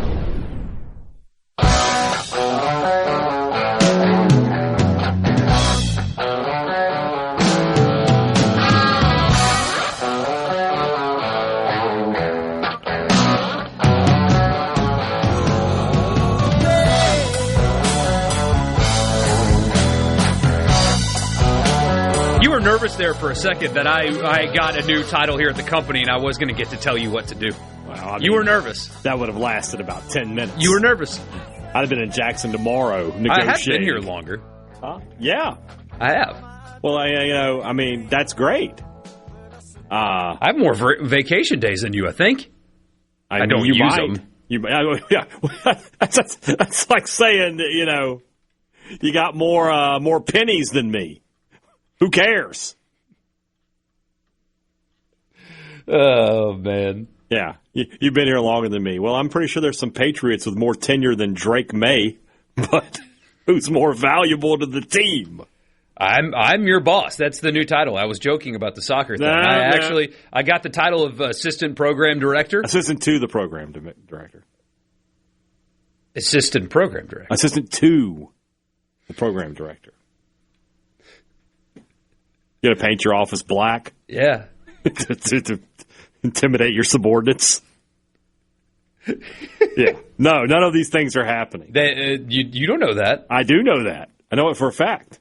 No, you don't. The company-wide email just hasn't hit yet. Okay, well, they're working on the graphic right now. You're going to see me tomorrow, live and in person. to announce my new title. Yeah, I got to renegotiate some things. No, it's too late. No, it's already been done. It's not too late. It's never too late. Yeah, you come in here and you tell them that they made a mistake. Yeah, I will. And let me tell you what. You can have your little title and all that. It's not a little title. I'm getting above it, is what I'm saying. It's a big title. How big is it? I don't know what's going on here. Kelso says, nice reference, hey, Dad. Yeah. Which one? I think like 3. We have made... Our references are so sick today. We have the sickest references. That's a reference, too. My son said sick the other day, and I was so proud. That's good. You did good. I was so proud of that.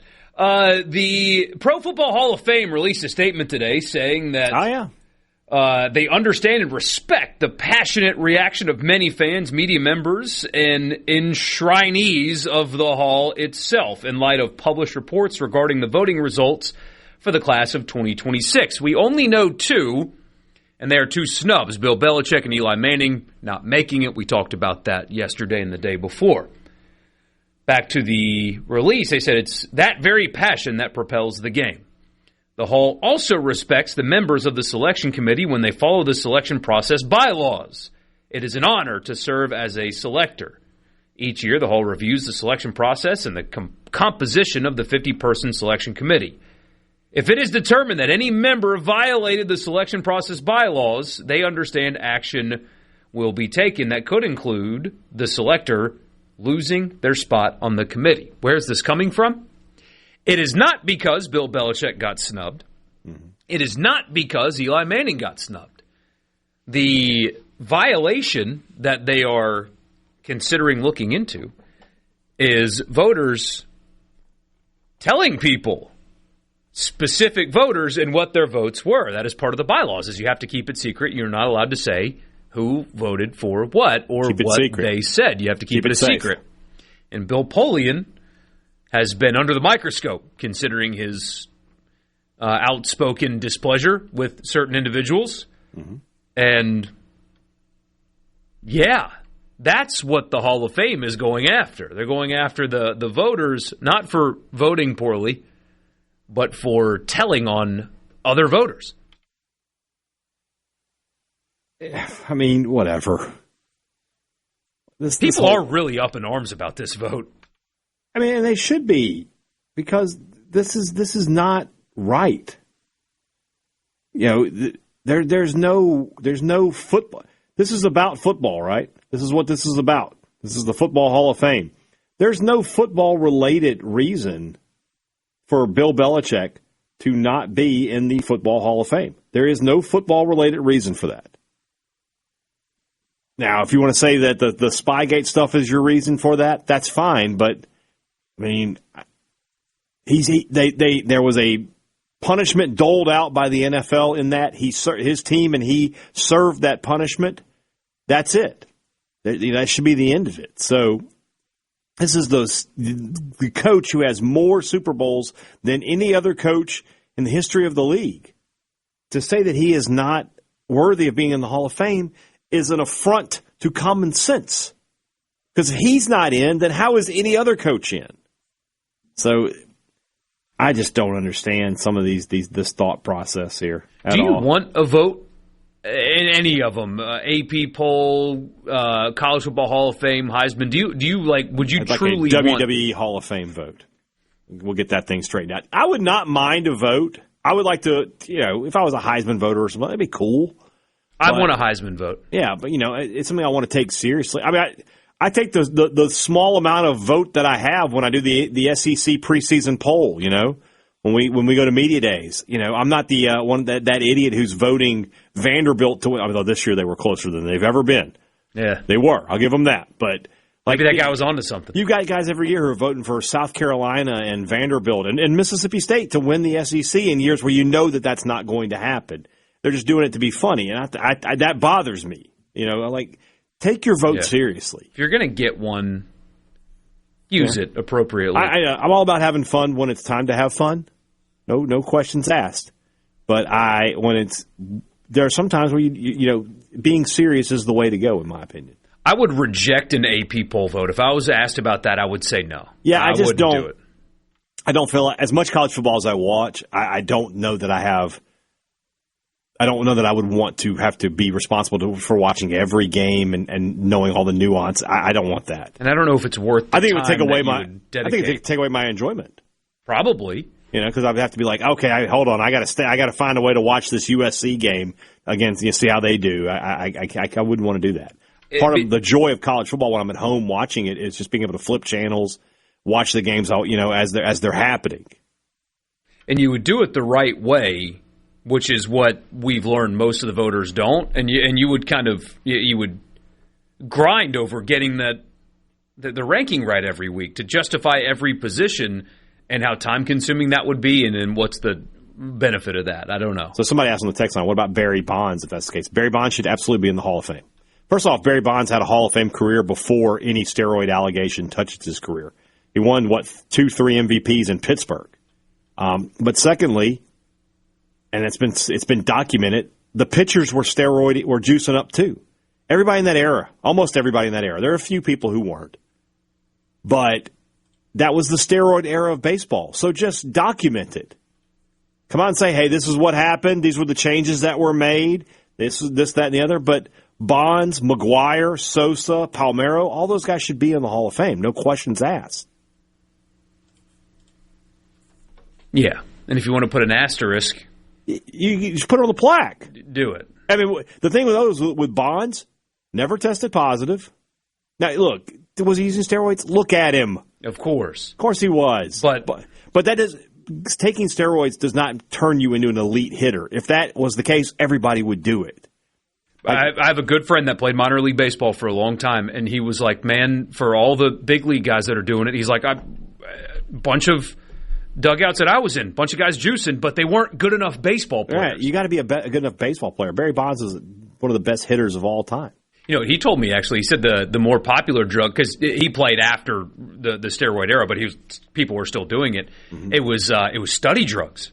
Yeah. He said were really popular. Adderall, things like that is what guys were taking to focus better. Oh, yeah, that's a big thing is to take that, yeah. What about Pete Rose? Russ and Rankin asked. Absolutely, Pete Rose. Pete Rose is the all-time leading hitter. Baseball is a sport based on hitting the baseball. The guy who has more of those hits than anybody else isn't in your Hall of Fame. Your all-time leading hitter and your all-time home run leader are not in your Hall of Fame. Again, it's a museum. Mm-hmm. Like, somebody who's never seen baseball before. Okay, a home run, that's a good thing, huh? Who hit the most home runs? Barry Bonds. Where's his plaque?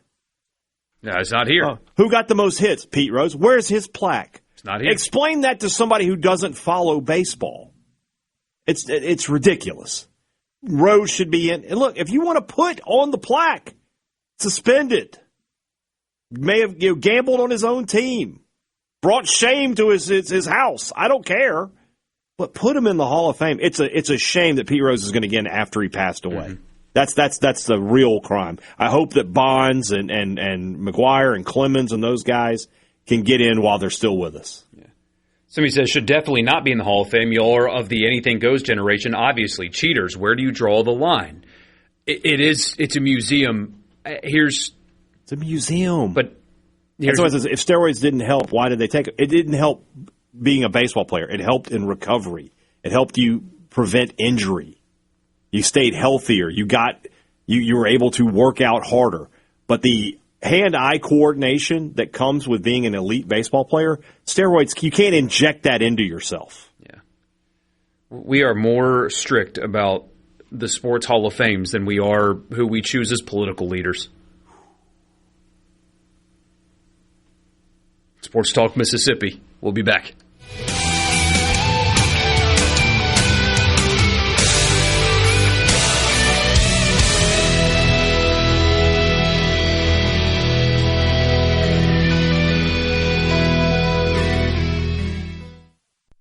And the Venom communication system is a go. This is Sports Talk Mississippi, right here on Super Talk Mississippi. Exactly.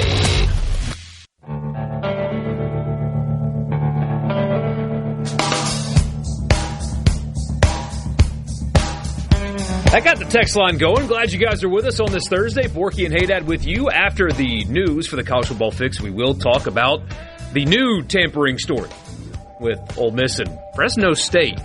Interesting deal. We will get to that in the 5 o'clock hour. We got this on the text line, though, during this Hall of Fame conversation. An interesting one. Do you think Eli may be being judged too harshly because he's a Manning? I have not thought about that. I do wonder if his career is being put up against his brothers, who did have a better statistical career than he did. Maybe? I don't know. I don't know. That is not a thought that I have had, but that's an interesting one. I mean, because it's no offense to Archie, but his pro career was not Hall of Fame worthy. So, like, you're only talking about comparing him to his brother. Like, and he's the worst of the two brothers. It's not like the dad and the brother were awesome, and then the Eli was third. I don't know. I don't think that's the case. I mean, I could be wrong, but I don't think that's the case. The things that are working against Eli are not going to hold him down forever. I think he should be in. I think he ultimately will be in. I think he'll get in, yeah. It's the playoff record, which doesn't exist in non-Super Bowl years. Doesn't have a playoff win outside of his Super Bowl years. That is working against him. Now, I think it's goofy because he does have 2 Super Bowl runs. And also a 500 record, which it's debate whether or not wins should be a quarterback stat, but still, that is one of the things. And the interception total. Those are the things working against him in this more so than anything else. He will get in. He will. 2-time Super Bowl MVP quarterback will get in. Just not on the first or second ballot. Seems very likely that you're correct, yes. Somebody says it's the Hall of Fame, not the Hall of Honest Accomplishments. These dudes were famous. I'll say it. You know you want to say that. I don't want to. No. Somebody says drinking beer doesn't help me dance either, I guess. Well, that's a performance enhancer if there ever was one. That's obviously a performance enhancer. Yeah. Takes away the inhibitions. Somebody says Eli should be in, and do not denigrate Archie. Would have been the greatest of all time on a decent team. He had no help. But the fact is, he was on a horrible team, and when you don't win a lot of games, I mean, there's nothing, you know, you can't do shoulda, coulda, woulda. It's what happened. You know, yes. It's what happened, and I hear you. You know, based on that knowledge, I declared Jamarcus Russell the greatest ever. Somebody says Eli Manning has zero business getting into the Hall of Fame. He had a mediocre career outside of 2 years. What happened in those 2 years? When you take away the best 2 things that he did, he's actually not that good. Well, those things did happen. He did win 2 Super Bowls and was the MVP in both of them. You can't take those away. If you take away the best accomplishments on his resume, actually he's not that good. Literally like a resume in business. Guy got an MBA from Harvard. Wow, well, but what else did he do besides get an MBA from an Ivy League school? His resume is not that impressive when you take away his work history. He was not really smart in high school. He figured it out late. He wasn't in Young Life in high school, so this guy on the text line says we shouldn't denigrate Archie. You young bucks do not realize how great Archie was. I'm 50. Who's a young buck? He says 50 is young. There you go. I am young. Archie was an elite college player. I've read and heard a lot about him, as you can imagine, over the years. Yeah. It's okay that he's not saying that he's not an NFL Hall of Famer is not denigrating I think the man. he would agree with us on that one. I do think so. Hopefully one day we can sit down with him. I think that would be a really fun conversation. It would be nice. Somebody says you might say they won 2 Super Bowls despite him being there. Now, let's not be silly here. He was the MVP of both games. I mean, you don't give the MVP to a player that the team won in spite of. Let's not be silly here. Did he have the postseason record for most touchdowns in a playoff run here? In like a season? Most passing yards in a single postseason. Yeah, most pass completions in a single postseason, and he broke that record twice. I'm fine with him not getting in first ballot. I understand that because there are the downsides. But you can't say that they won the Super Bowl in spite of him when he won the MVP. You can't say, well, the team won. He didn't actually win when he completed the most passes. Think about how many quarterbacks made playoff runs and Super Bowl runs that didn't complete as many passes as he did in those runs. You're telling on yourselves a little bit, I think. Yeah. Speaking of telling on, we will, after the news, get to apparently, reportedly, although the school itself and its coach refused comment on the story, somebody else is telling on Ole Miss. We will get to that story when we come back in the Pearl River Resort studio.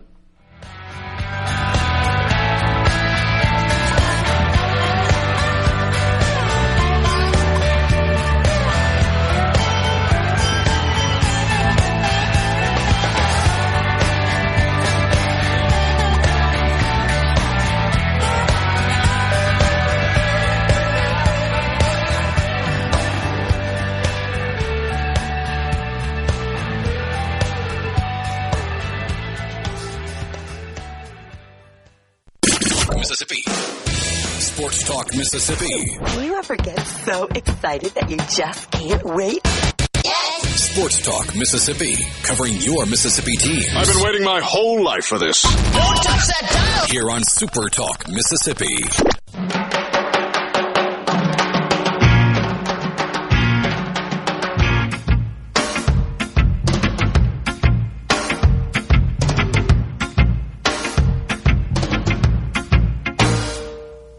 Welcome back. Michael Borkey, Brian Hadad, Sports Talk Mississippi. It's just after 5 o'clock. You know what time it is. It's time for the College Football Fix. College Football Fix is driven by your Mississippi Ford dealers. Built Ford Tough.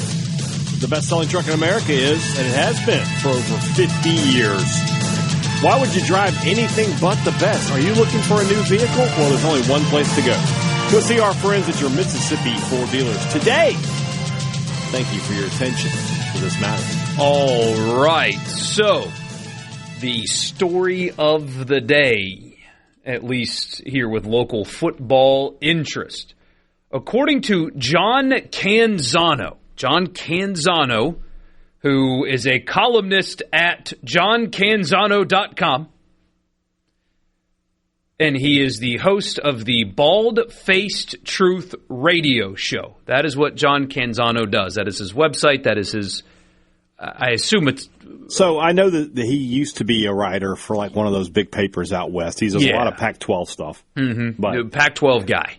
But in this day and age of college, of media, it just is what it is. He reported this on johncanzano.com. The NCAA tampering probe involving Ole Miss got a twist on Wednesday, one that involves Fresno State. NCAA investigators had contact with the Bulldogs athletic department this week, per sources. The contact stems from allegations that an Ole Miss football staff member made improper contact and tampered with Fresno State receiver Josiah Freeman, a sixth-year senior and the team's leading receiver.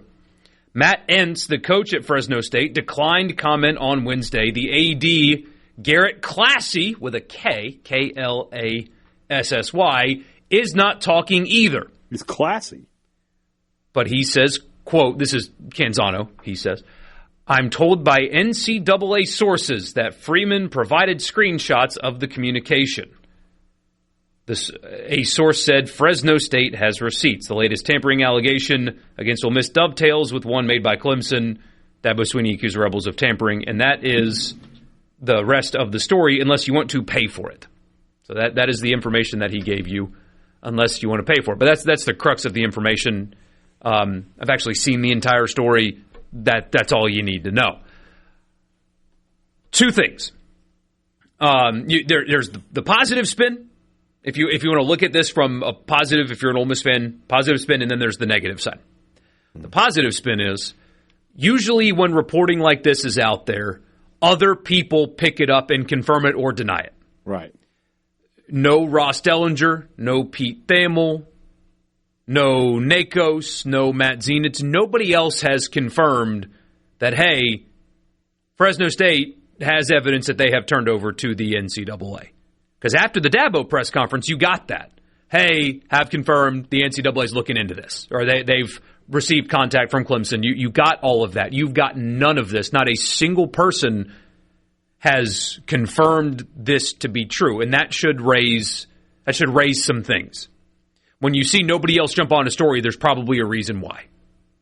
Generally speaking. That doesn't mean he's wrong. As a general principle, though, when you see something like this from not a source that you know very well, you should wonder, right? The negative side is, if this is true, I think it's an indication that somebody is out to get you and they smell blood in the water. That there is blood in the water.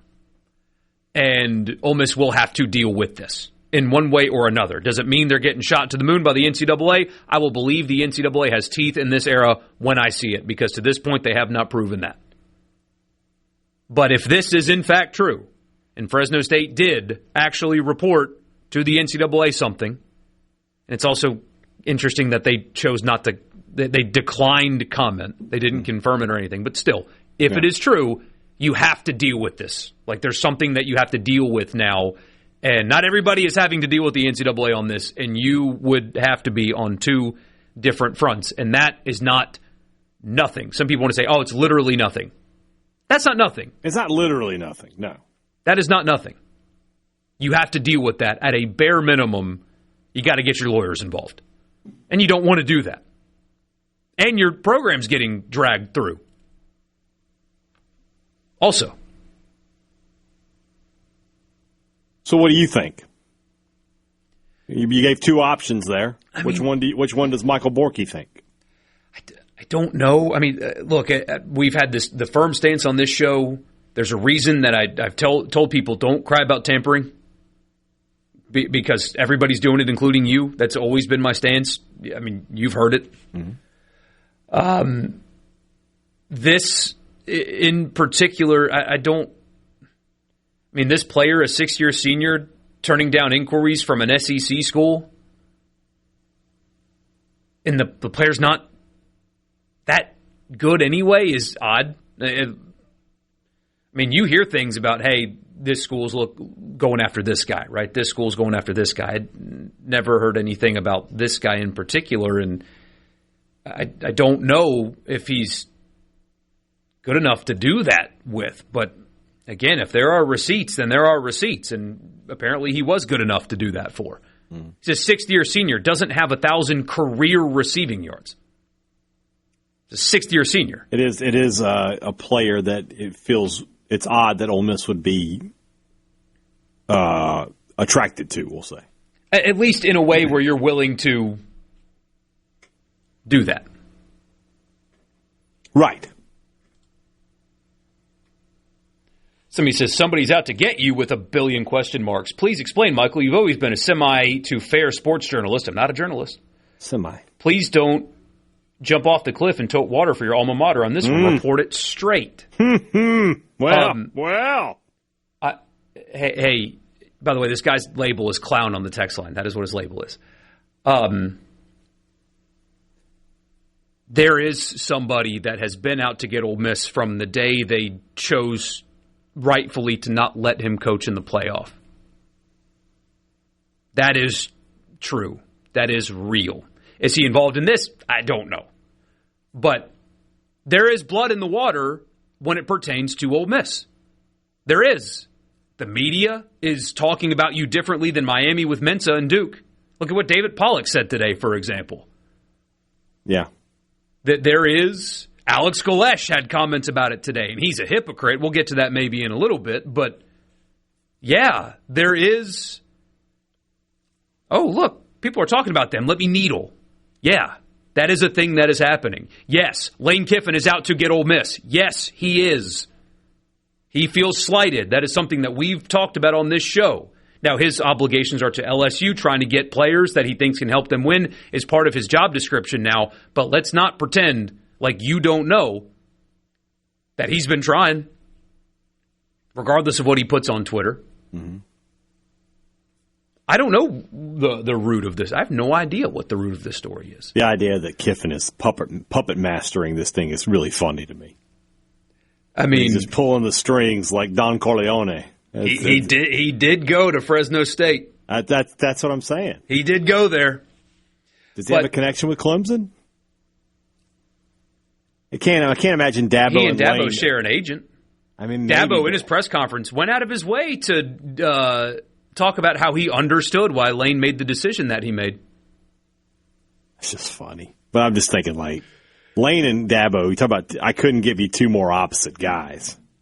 So I mean, don't know. If this story is true, and you had a staff member going directly to the sixth-year senior on Fresno State that doesn't have 1,000 career receiving yards for Fresno State, like direct staff member to player, like then that strikes me as really dumb.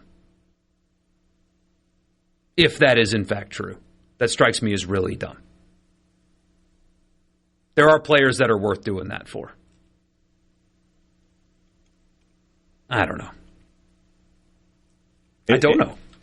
Like I said, that's the thing that stands out to you is that, well, first off, when they say that Fresno has receipts, it doesn't really go into much detail there. Is he saying that they've got another screenshot or something of Golding himself doing this? Exactly. He doesn't provide specifics. He doesn't provide details. I will say this. If we get a second school saying, yes, this player had direct contact with Pete Golding, if I'm Ole Miss, I'm going to get through this season and then I'm going to fire Pete Golding because he's obviously not smart. How good was the season? It almost doesn't matter at that point. He's going to get you in trouble. You got to do something. You can't go on like that. You can't go on with a coach who can't be bothered to send a GA, one of his assistants, to do that. That's a problem. Yeah.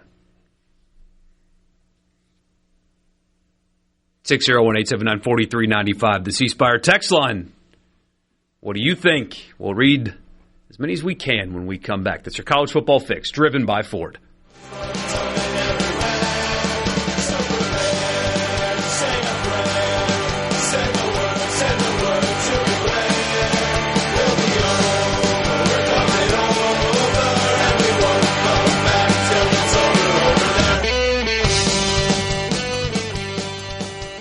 From the Venable Glass Traffic Center, look for delays 20 eastbound and westbound at State Street, as well as south on 55 from Fortification to the Stack.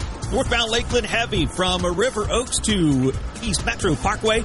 In Madison County, delays north and south on 55 from Gluckstadt to 463. Trust your heavy haul transportation needs to Southeastern Services. With years of experience hauling and operating heavy equipment, you can trust their team to handle your job with confidence. Southeastern Services, where trust meets the road. Call 601-292-9932. Family Termite is a proud VIP sponsor of the Handyman Show on SuperTalk Mississippi. Whether you're a proud DIYer or a seasoned veteran, Mississippi's handyman Buddy Slowick has the answers to your home improvement questions each Saturday from 10 till noon. For a flipping good time, come down to Cock of the Walk. The big news is shrimp at Cock of the Walk. Try all our shrimp offerings with our new shrimp platter, combination plates with shrimp and catfish or shrimp and chicken, or put a feather in your cap with all three in the red feather sampler. And don't forget the greens and coleslaw, too, with locations on the Reservoir, Pocahontas, and 1 mile from the Grand Ole Opry in Nashville, Tennessee. For a flipping good time, come down to Cock of the Walk. I like chicken. I like fish. I like hush puppies.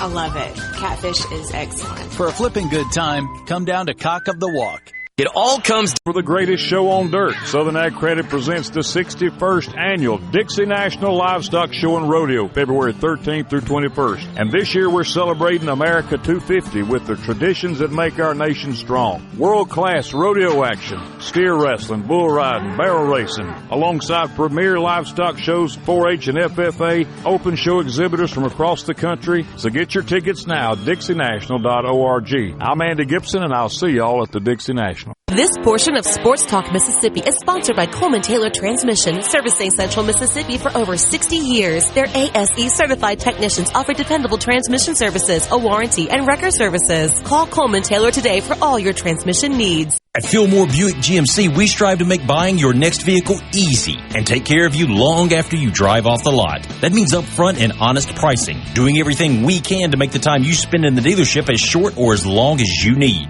It means we understand that purchasing a vehicle is more than just a transaction for you. We want you to enjoy the experience as much as we appreciate your business. Find your next Buick, GMC, or pre-owned vehicle at FillmoreBuickGMC.com. Fillmore Buick GMC. You drive everything we do. Start your day right. Mornings with Richard Cross on Super Talk Mississippi. I listen to it at work. Sports Talk Mississippi. Sports Talk Mississippi on Super Talk Mississippi. Did you get that memo? Yes, sir.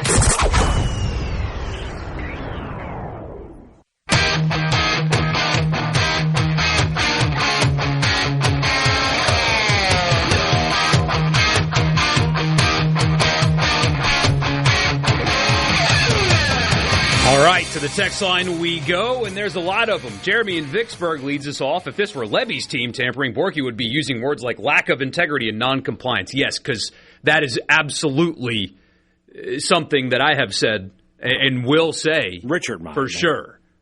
I mean, Jeremy, you listen to this show all the time.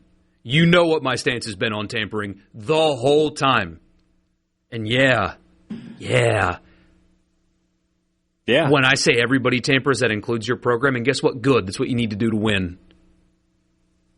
I hope you. I mean, there's no getting caught. There's so many texts on the text line, like every coach does every coach. I think Ole Miss has gotten into the face of the one coach who doesn't do it. I really do think that. Well, I think that Clemson might be clear on this one. I don't know if it's true or not. There's some rumors that there might be some evidence against Clemson regarding that particular player when he was at Cal. He was at Cal? Don't know if it's true or not. I don't know if it's true or not. But this is just beautiful. I mean, he entered the port, and it doesn't matter. That part doesn't matter. Yeah. Well, again, I think it's there, but there's levels to this, as the kids like to say, right? Yeah. There's, hey, somebody from Clemson reached out to his agent and gauged but his that interest. is still tampering. It is still tampering. That is not the head coach directly contacting the player after enrollment. That you can say what you want. There are levels to this. That the first thing I think everybody is cool with, including Dabo Swinney. Well, they're not cool with. It's more. They just live with it, right? The other thing is something. It is a problem when the head coach of a university is directly contacting players. That is a problem. Somebody says, I don't understand how Ole Miss is made to be the example here when Kiffin has gotten off scot-free. Well, for the first time, a coach spoke publicly about it. That's really the difference. But if I was Ole Miss and there was an inkling of any kind that I was actually going to go down for this, I mean, they have evidence of baseball tampering. There was a baseball player that went to a different SEC school that was calling an Ole Miss player while he was at a family member's funeral trying to get him to follow him to the other SEC school. The player tried to talk about money on the phone with him in baseball. I mean, you would have LSU dead to rights if you wanted to. But what's gone on until now is everybody involved in tampering has not, like, hey, like this all sucks, but mutually assured destruction would essentially be what that would be. Because, yeah, they would have Lane Kiffin dead to rights. They would have LSU dead to rights if they wanted to, if this actually materialized, if the NCAA could actually enforce it. But do you want to do that? Mississippi State could get Georgia if they wanted to. They could. They could. Yeah. Jeff Lebby could sit behind a podium right now and get Georgia if he wanted to. I'm sure. There's no doubt that he could. Well, that's the thing. Like, pick a player on your team that transferred. That team's coach could probably call out your team. Probably. And the other way around. Pick a player from your team who transferred somewhere else. You could do the same. Like I said, I just wonder, and we'll see what happens. You mentioned that there may be some evidence, but I don't know. I don't know. I don't know. You may have used the restroom in the one fountain that had clean water in it. I mean, this may be where you are. Which is incredibly bad luck if you're Ole Miss, right? They could have gotten anybody. Right now, Pete Golding's just like, there wasn't another linebacker in this country I could have texted that wasn't at Clemson. Could have been anywhere else. Yeah, allegedly. Somebody says this is about as real as a Mississippi State student breaking into the Ole Miss locker room and stealing Trinidad's jersey. Let's see. Common intersection, Fresno State, Lane Kiffin. Why not use burner phones? Didn't we learn anything from Freeze? But that is the question I've been asking the whole time. But how do you know they didn't? How do you know that any of this is real? It's not that they didn't use a burner phone. They probably did use a burner phone.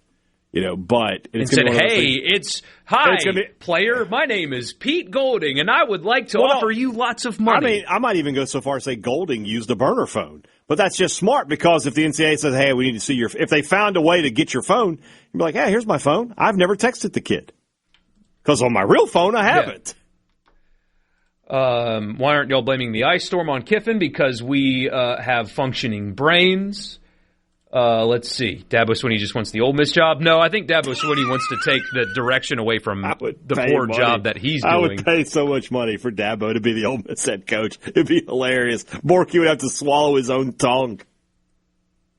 Ole Miss could have done the same thing to Lane if they had evidence and wanted to cry like Dabo. Now you got others just joining in. If the Fresno State thing is real, Ole Miss has a problem. Mm-hmm. College football has turned into a modern-day version of Animal House. It's just a free-for-all with no rules.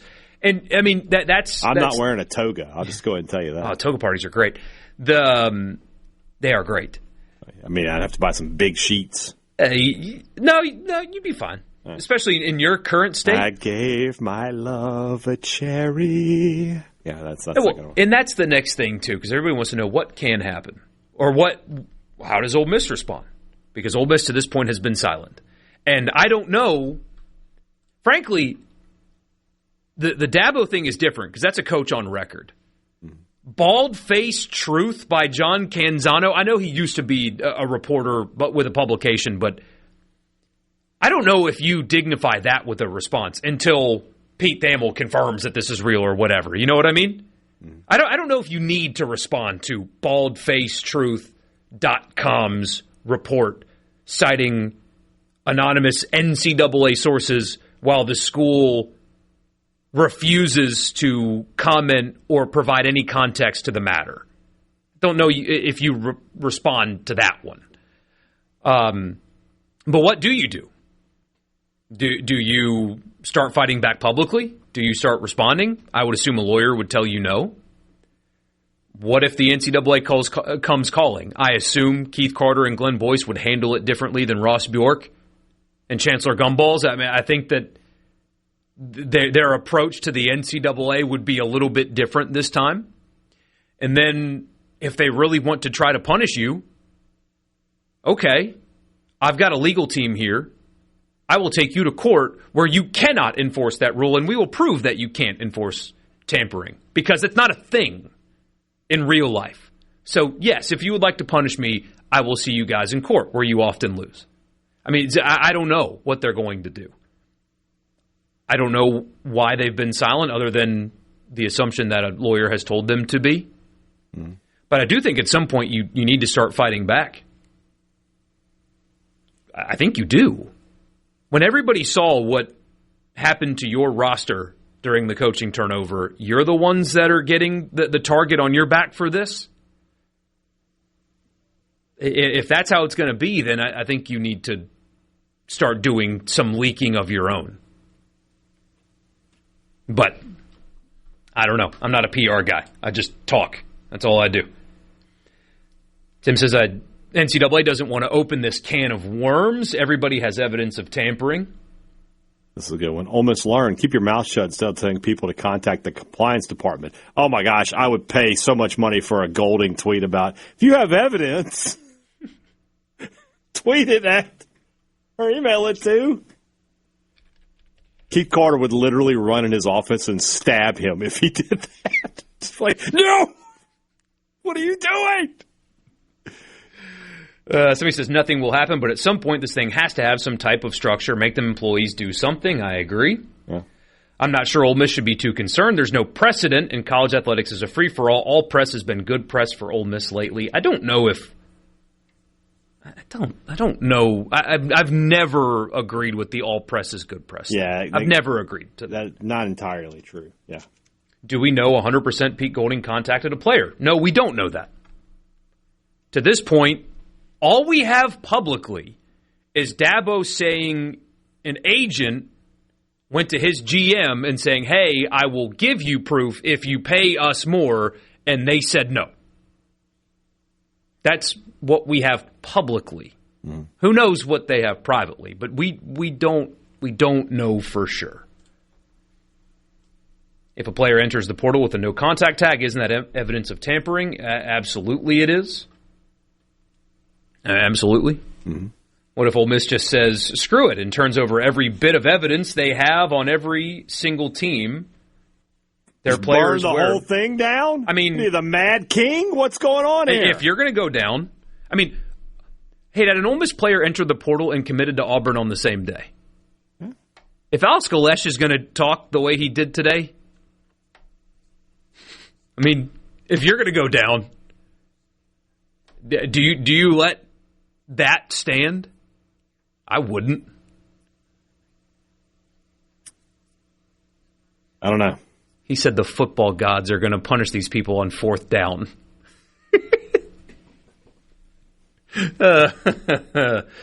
Sports Talk Mississippi. We'll be back.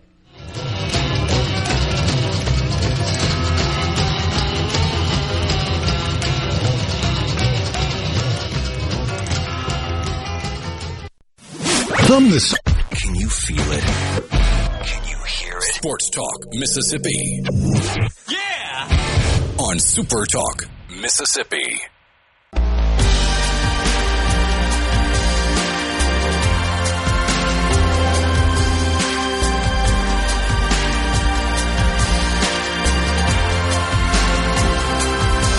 Sports Talk Mississippi with great, honest, unbiased journalist Brian Hadad and super homer Michael Borkey. Shut your mouth. Oh, God. Elite water toter. You're just fanning the flames on a message board right now is all you're doing.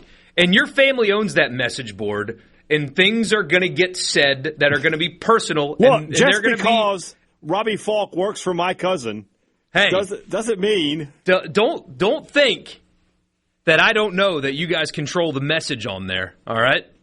Oh, what, because he's Italian? What, is it a mafia thing?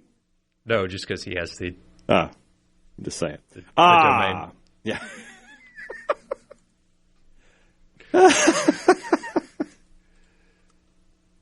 It's good stuff. You're getting the... What? Nothing. What did I do now? Just everything. I'm just sitting here. Somebody says, the NCAA is chomping at the bit to make an example. Ole Miss is a perfect victim. That is something Again, if you're looking for positive spin and negative spin, positive spin is the NCAA has not been able to enforce this in particular. And frankly, if they try and you lawyer up, it's probably tough for them to defend. Right. Okay. On the flip side, if that isn't actually true, they have been rendered incompetent by the public, right? Everybody hates the NCAA. Hates them. They're constantly losing in court. They're constantly getting made fun of. They're having to play basketball players who have played in the G League. And, I mean, just what is their Q rating right now? It's horrible. It's low, yeah. You know how you get a Q rating up? You take down an SEC program for tampering. You can't tell me that they're not going to try. Mm-hmm. I don't buy that. This idea that they're not going to try, I don't believe you. We've seen that before. Now, they had a lot more teeth back then. They actually could enforce their rules back then. They really can't now. But they can try. And if you think that when Clemson contacts them publicly, Dabo essentially questioned the manhood of the NCAA. You think they're just going to take that lying down? I don't think so. So that would be something that I would be concerned about in this is the first time a coach has gone public that way, and they need to show that they're competent because everything tells you that they're not, and they know that. They hear that. They believe that. So they have to try. I'd be concerned about that. Yeah. I don't know, man. I just don't know how this is going to go. This is one I don't really have a good feel for. You know, I think about what the NCAA does and how they do it and things of that nature, and we know they have no subpoena power. They can't force anybody to come off of anything. If they do get Golding's phone, it's going to be scrubbed within an inch of its life. There'll be no record of anything. It may be sort of like, hey, all he has ever texted is land shark emojis too. He's never tweeted anything but land shark emojis, and he's never texted anything but land shark emojis. That's it. I don't know. Like I said, I've said it a few times though. It's like the biggest thing to take away from this to me is somebody's got to sit down with Pete Golding and be like, you don't text recruit stuff like that. You've got a whole staff, a fleet of employees. You delegate that. That's not your job. Your job is to tell them, hey, you text so-and-so and tell them blah, blah, blah. But you've got to have the plausible deniability of I didn't text them.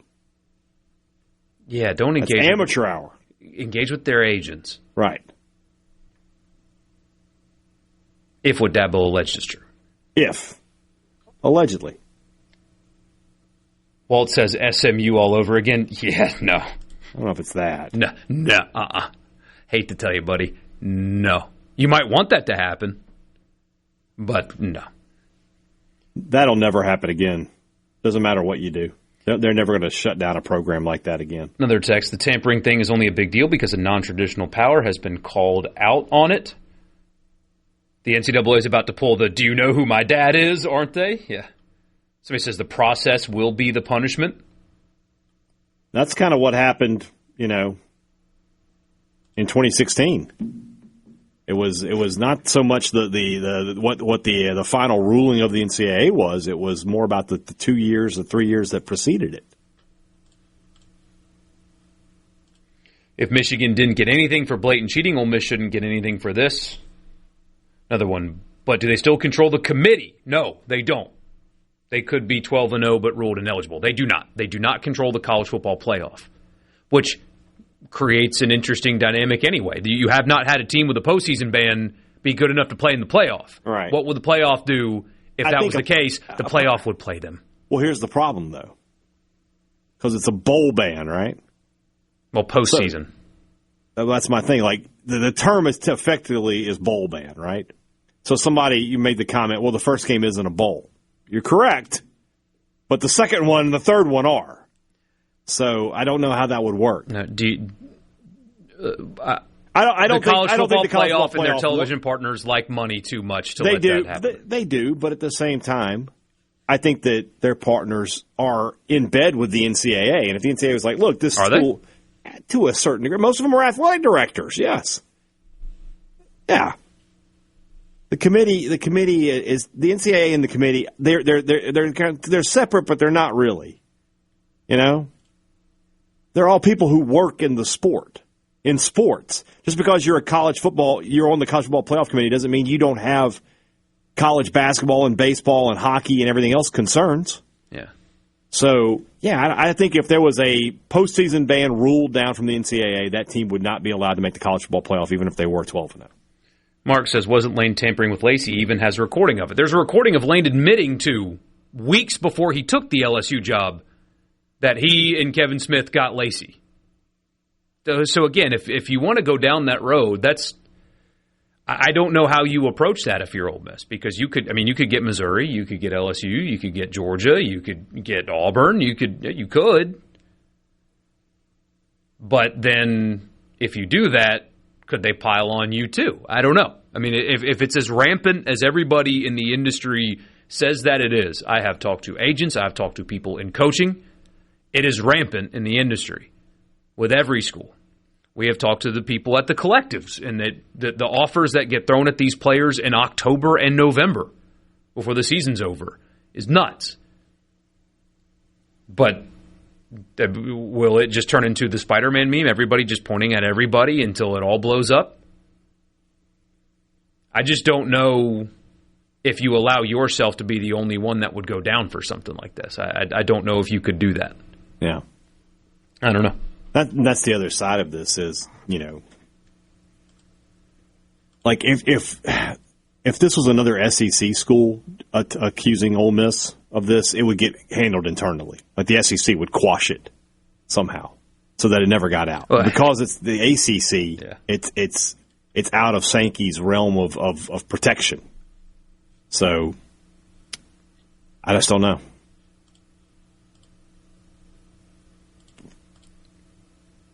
Let's see.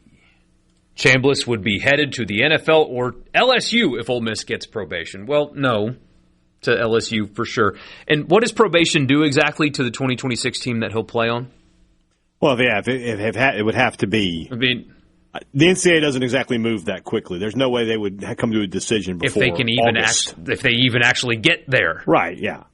And he certainly will not go to LSU. I mean, the Ole Miss NCAA stuff before was starting to get out in like late 2015, right? Oh, earlier than that. Maybe so. And then like it was 2017 before they put any kind of what's the word I'm looking for? Sanctions out. It's like a 3-year deal. It was a long time, yeah. And again, I don't know. I do not know. I'm going to keep saying that. What's going to happen? I don't know. Is this real? A real report from Bald-Faced Truth? I don't know. How's Ole Miss going to respond? I don't know. I do know that if you have allowed there to be a paper trail from head coach directly to player, that's a problem. Yeah. That is an issue.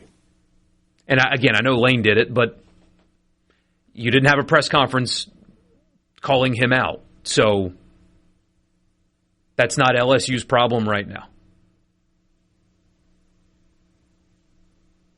But Dabo did. So that's your problem right now. Exactly. Fascinating stuff.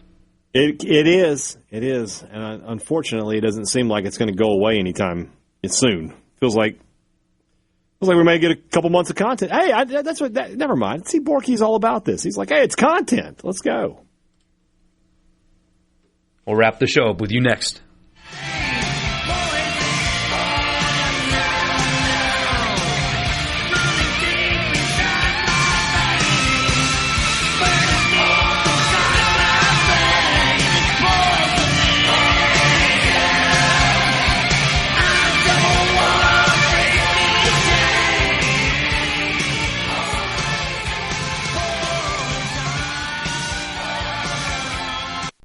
from the Venable. I'm hearing. This is Sports Talk Mississippi, right here on Super Talk Mississippi.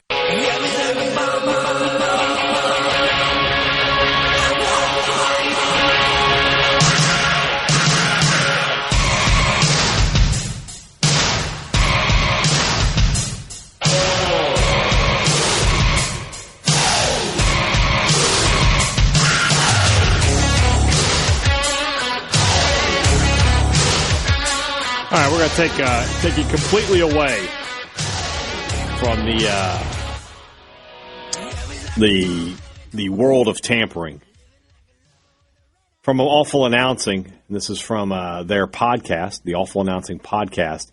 Elle Duncan was the play-by-play, if call her what you will, host of the skyscraper event this past weekend, correct?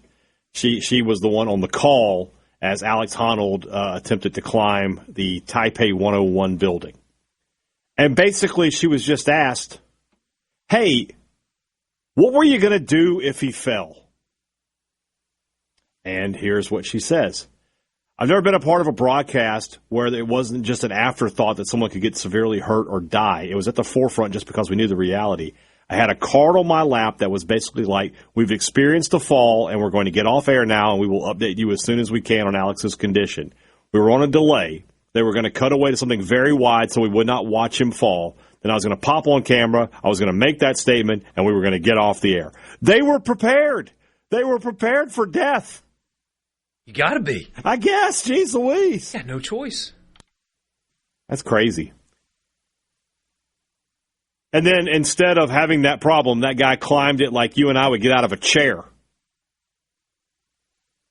Just no problem whatsoever. Straight up the building, no issues.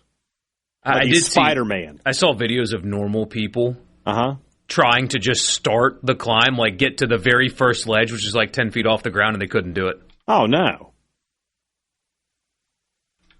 And apparently for,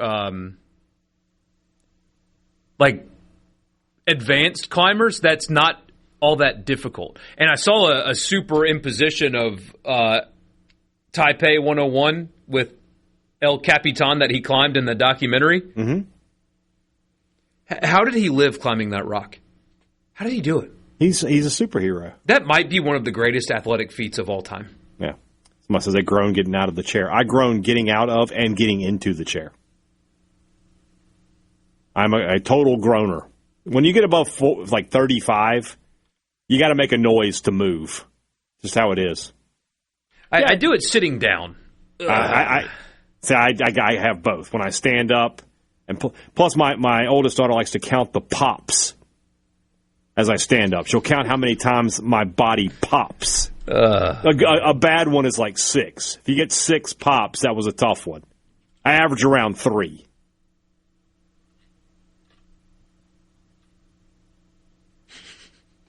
Just, part of life as you get older, Yeah. Let me see if I can get out of this chair right now without making a noise. Here we go. I don't think I can do it. I'm not going to push either. I'm just going to try to stand up. Let me back it up here. Hold on. All right. Nailed it. All right, I did it, but I wanted to make a noise. I saw it in the face. No. There it is. I counted. I'm not there yet. I counted. Okay. I had 3 pops getting up. I love that back twist. Oh, I've started doing what dogs do. You know how dogs are like in a deep sleep and then they roll over and then they do a deep sigh? Yeah. I've caught myself doing that. When I roll over in bed, I'll go, every time. Well, I'll tell you something. This will make you feel better. And ladies and gentlemen, I'm going to give you some free advice right here. Whenever you got you don't feel right, just make a really loud, obnoxious noise. Just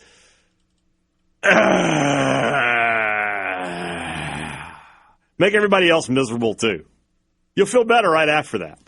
I feel better right now.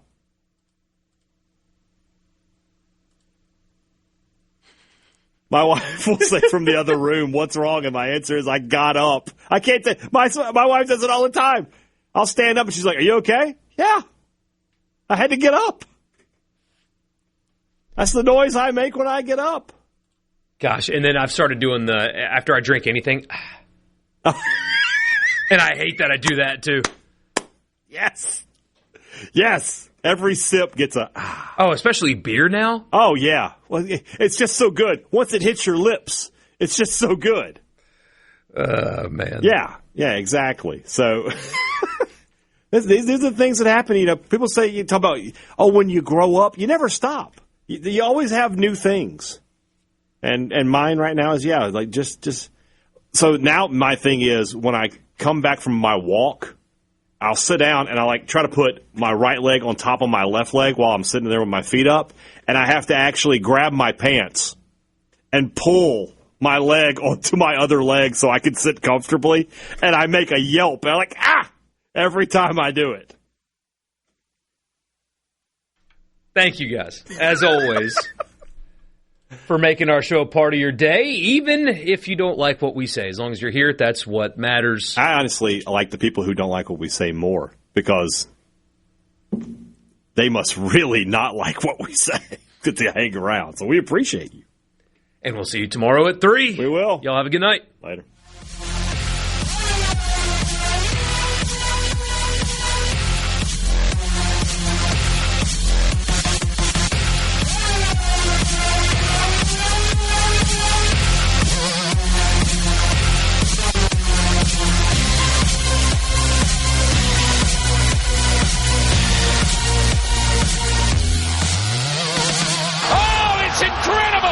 Your home, a SuperTalk Mississippi media production.